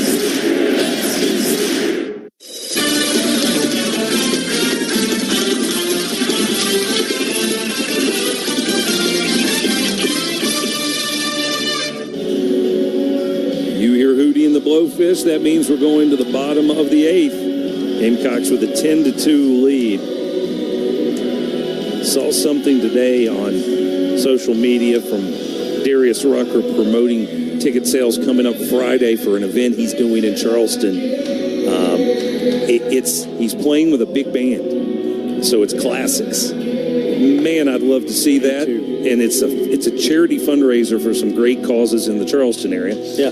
We will be playing baseball that night, so we can't go, and that's a bummer. But still, sounds like a great time. Oh my goodness, I hadn't seen that, but that would be awesome. He does so much for our state, so much for his school, but boy, he loves Charleston. I know when I lived there, you'd see him all over the place. Well, you know, there's a nursing scholarship, is it, that's named for his mother at MUSC? That's what there's a number of charities that are recipients of the benefits of this event. That's one of them is the honor named it for his mother. As we head to the bottom of the 8th, Will Craddock back and trying to keep his debut perfect. He takes ball 1. This is where we need a wireless microphone to send Stewart down to do a post-game interview with our Terminix Best Player of the Game, because Will Craddock would be a heck of a nominee as he fouls this pitch off. May just have to let you go down and yell at us. What's he saying? Well, remember he was our Blanchard building block. Yes, he's in line to be a clean sweep. That's never happened. I really don't. I remember. I'm sure it has, but I don't recall it. Nope. 1-1 pitch from Bussin, and that's in for a strike. Yeah, this is, as a coach, creates that problem of, all right, where's he going to fit in the lineup? Right. Yeah, you're right. Hey, and talk about getting Wally pipped. Oof. 1-2, chopped foul to John Hendry in the third base coach's box. He was ready to throw it in the stands, then realized he couldn't. Yeah, you'd have to. Got this 30-foot tall net. Yeah, I don't know how long in Craddock's career he'll hit in the 8-hole either after the swings we've seen. Good point. 3 for 3, 3 runs scored. And there's a ball outside to even the count. He's walked as well, so 4 trips to the plate, 4 times reaching base, and he's hit some hard balls too.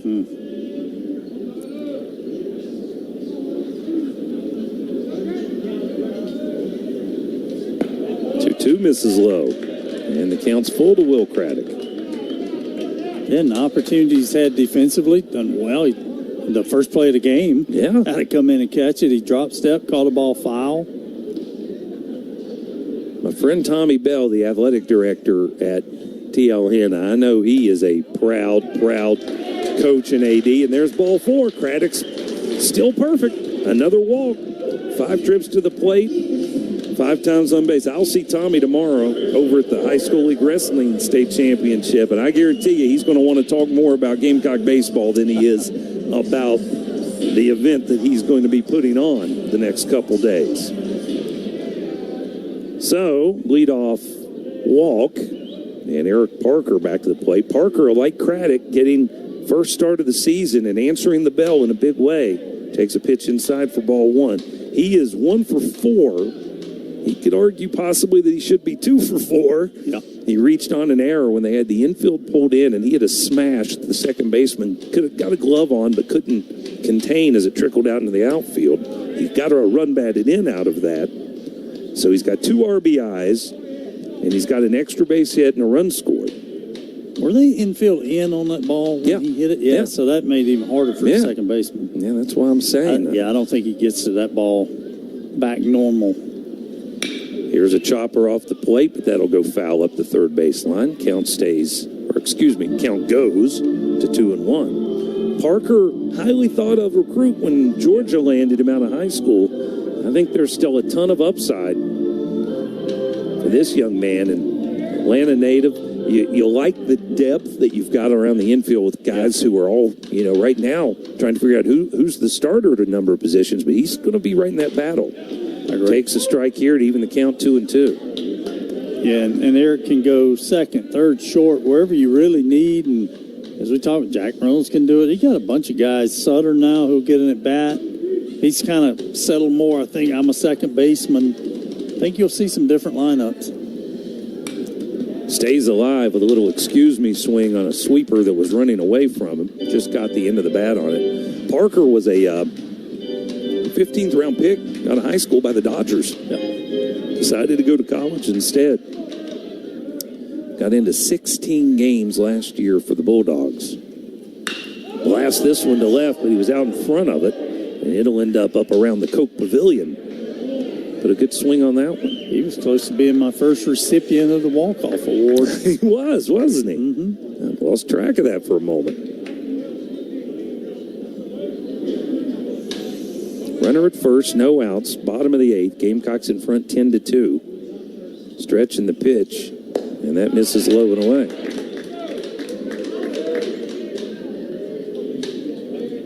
Carolina hitting .421 today.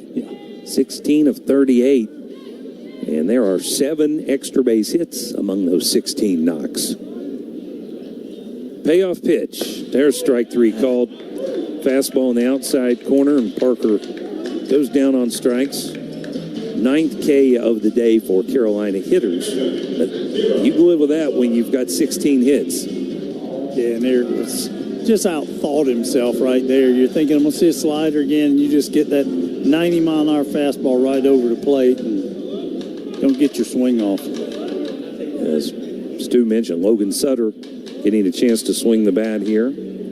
And he blasts it to left field. Is he going to be your walk-off hero? Back to the wall is Augusto. Forget about it. 2-run homer for Logan Sutter, who comes in late, and that will make it 12-2, and that should do it. Pulmonari's out of the dugout, making his way over to the Gardner-Webb side of the field to shake hands, as it looks like Logan Sutter has ended this game via run rule with a 2-run homer here in the 8th. 12-2 the final in 8, and we'll step aside for this message from the South Carolina Lottery. Having a life scholarship and being able to afford to go to college made me feel inspired to go. When I got a life scholarship, it was such a relief. I knew that I wanted to have an impact. Having a life scholarship through the SC Education Lottery was huge. It gave me the opportunity to make that impact right here at home. The South Carolina Education Lottery. A better you, a better us, a better South Carolina. Visit sceducationlottery.com/betteryou. Hey Gamecocks, Bo Hollins here. When it comes to protecting your home from unwanted pests, Terminix Service knocks it out of the park. Protect your home from pests, termites, and mosquitoes with the industry-leading service provider, backed by a 100% pest-free guarantee. Family-owned and locally operated right here in South Carolina, Terminix Service has been protecting South Carolina homes since 1947. Mention my name, Bo Hollins, and get $50 off your first pest service by calling 1-800-TERMINIX or go to trustterminix.com.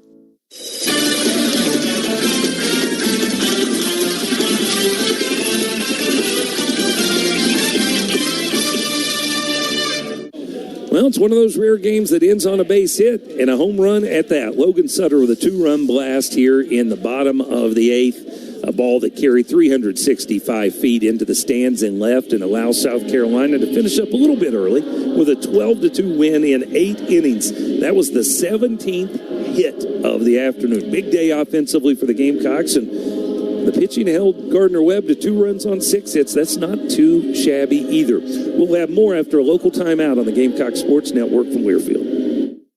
In the SEC, it just means more. But what is it exactly? It's the fans, the students, the traditions, the legends. It's passion to celebrate deeper, reach farther, think smarter, make an impact off the field. It's that intangible thing that happens when 16 schools raise the bar as one.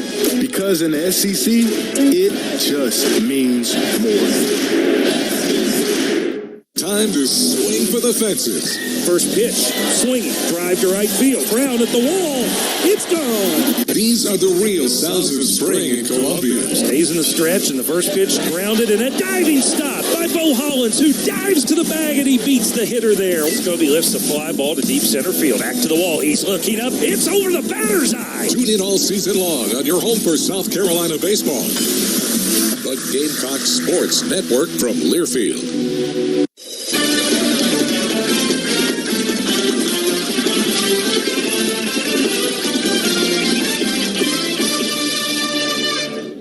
Back at Founders Park, where South Carolina collects the 12-2 win over Gardner-Webb. And speaking of collecting, there's a lot of people that are asking me and Coach Lake who's going to collect? Because you said it. You were talking about coming up with an award, a cash award, I believe, was what was uttered for the walk-off hits that shortened ball games. And lo and behold, Logan Sutter delivers one.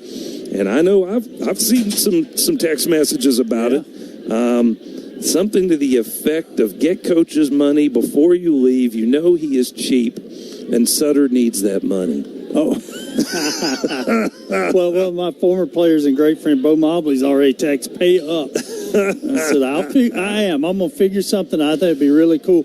Walk-offs that end these things early make me so happy. Absolutely. So I'm willing to pay them to do them. Second home run of the day for the Gamecocks, first of the season for Sutter, and the Gamecocks improved 4-1 with a 12-2 victory over Gardner-Webb. Our Carolina Ford Dealers Locker Room Report comes your way after this message on the Gamecock Sports Network from Learfield.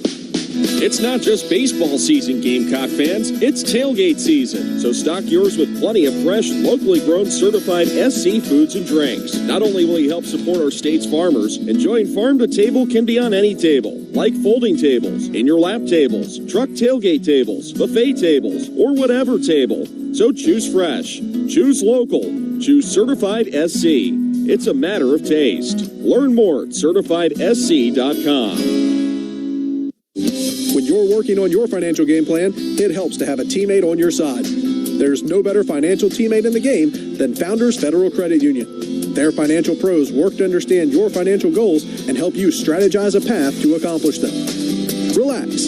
Take on any financial challenge with confidence with Founders Federal Credit Union. Elevate your financial game. Stop by an office near you or visit foundersfcu.com today. Federally insured by NCUA. Membership qualification required. I'm South Carolina's head baseball coach, Paul Maneri, and I want to encourage you to fly local. After a long day of traveling, there is no better feeling than being home when you're home. Well, except for a home run. I'm proud to say that the team and I support our local airport every chance we get. For more information about the official airport of the Gamecocks and a list of CAE's nonstop destinations, visit flycae.com.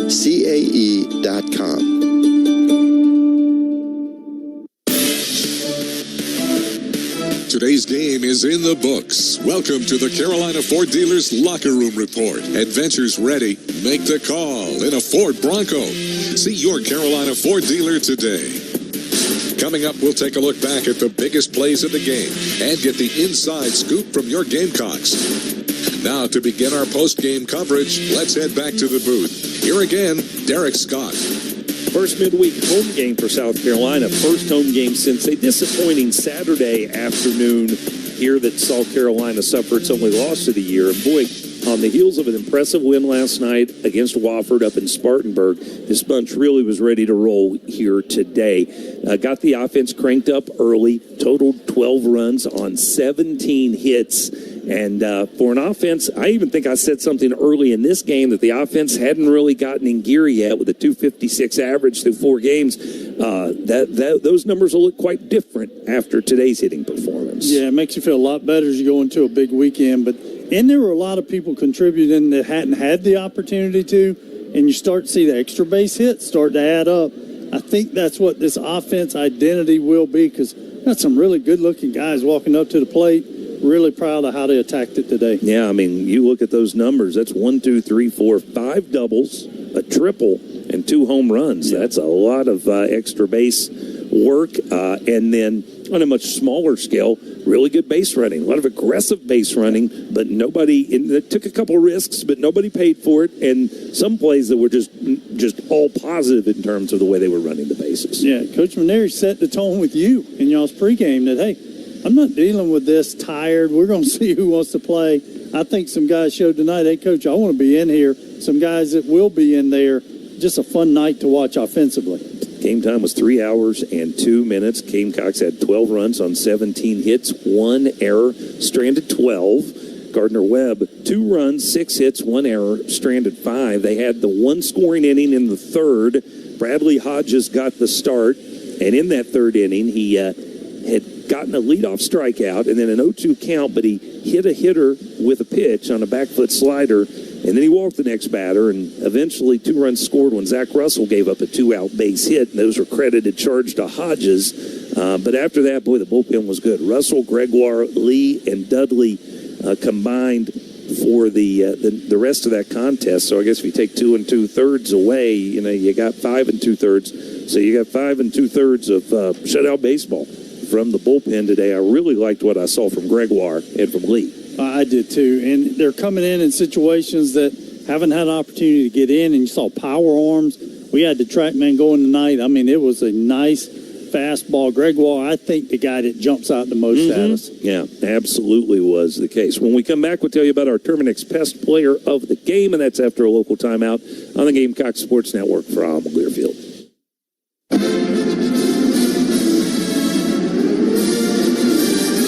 You're listening to South Carolina Baseball on the Gamecock Sports Network from Learfield.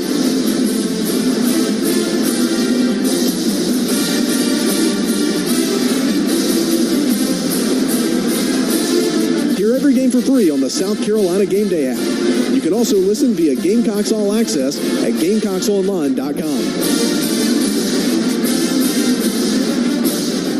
Hey everyone, David Kahn here. It's time to play ball. The 2026 season is upon us, and the best way to get in the game is by listening to College Sports Now's official baseball podcast, Dugouts, Dumbbells, and Dingers. Each week, we'll have exclusive interviews with players and coaches that take you inside the locker room as we unpack the top stories of teams all across the country. We're delivering our best fastball, so step into the batter's box and tee us up. Available wherever you podcast on the College Sports Now feed or on YouTube. Just search Dugouts, Dumbbells, and Dingers.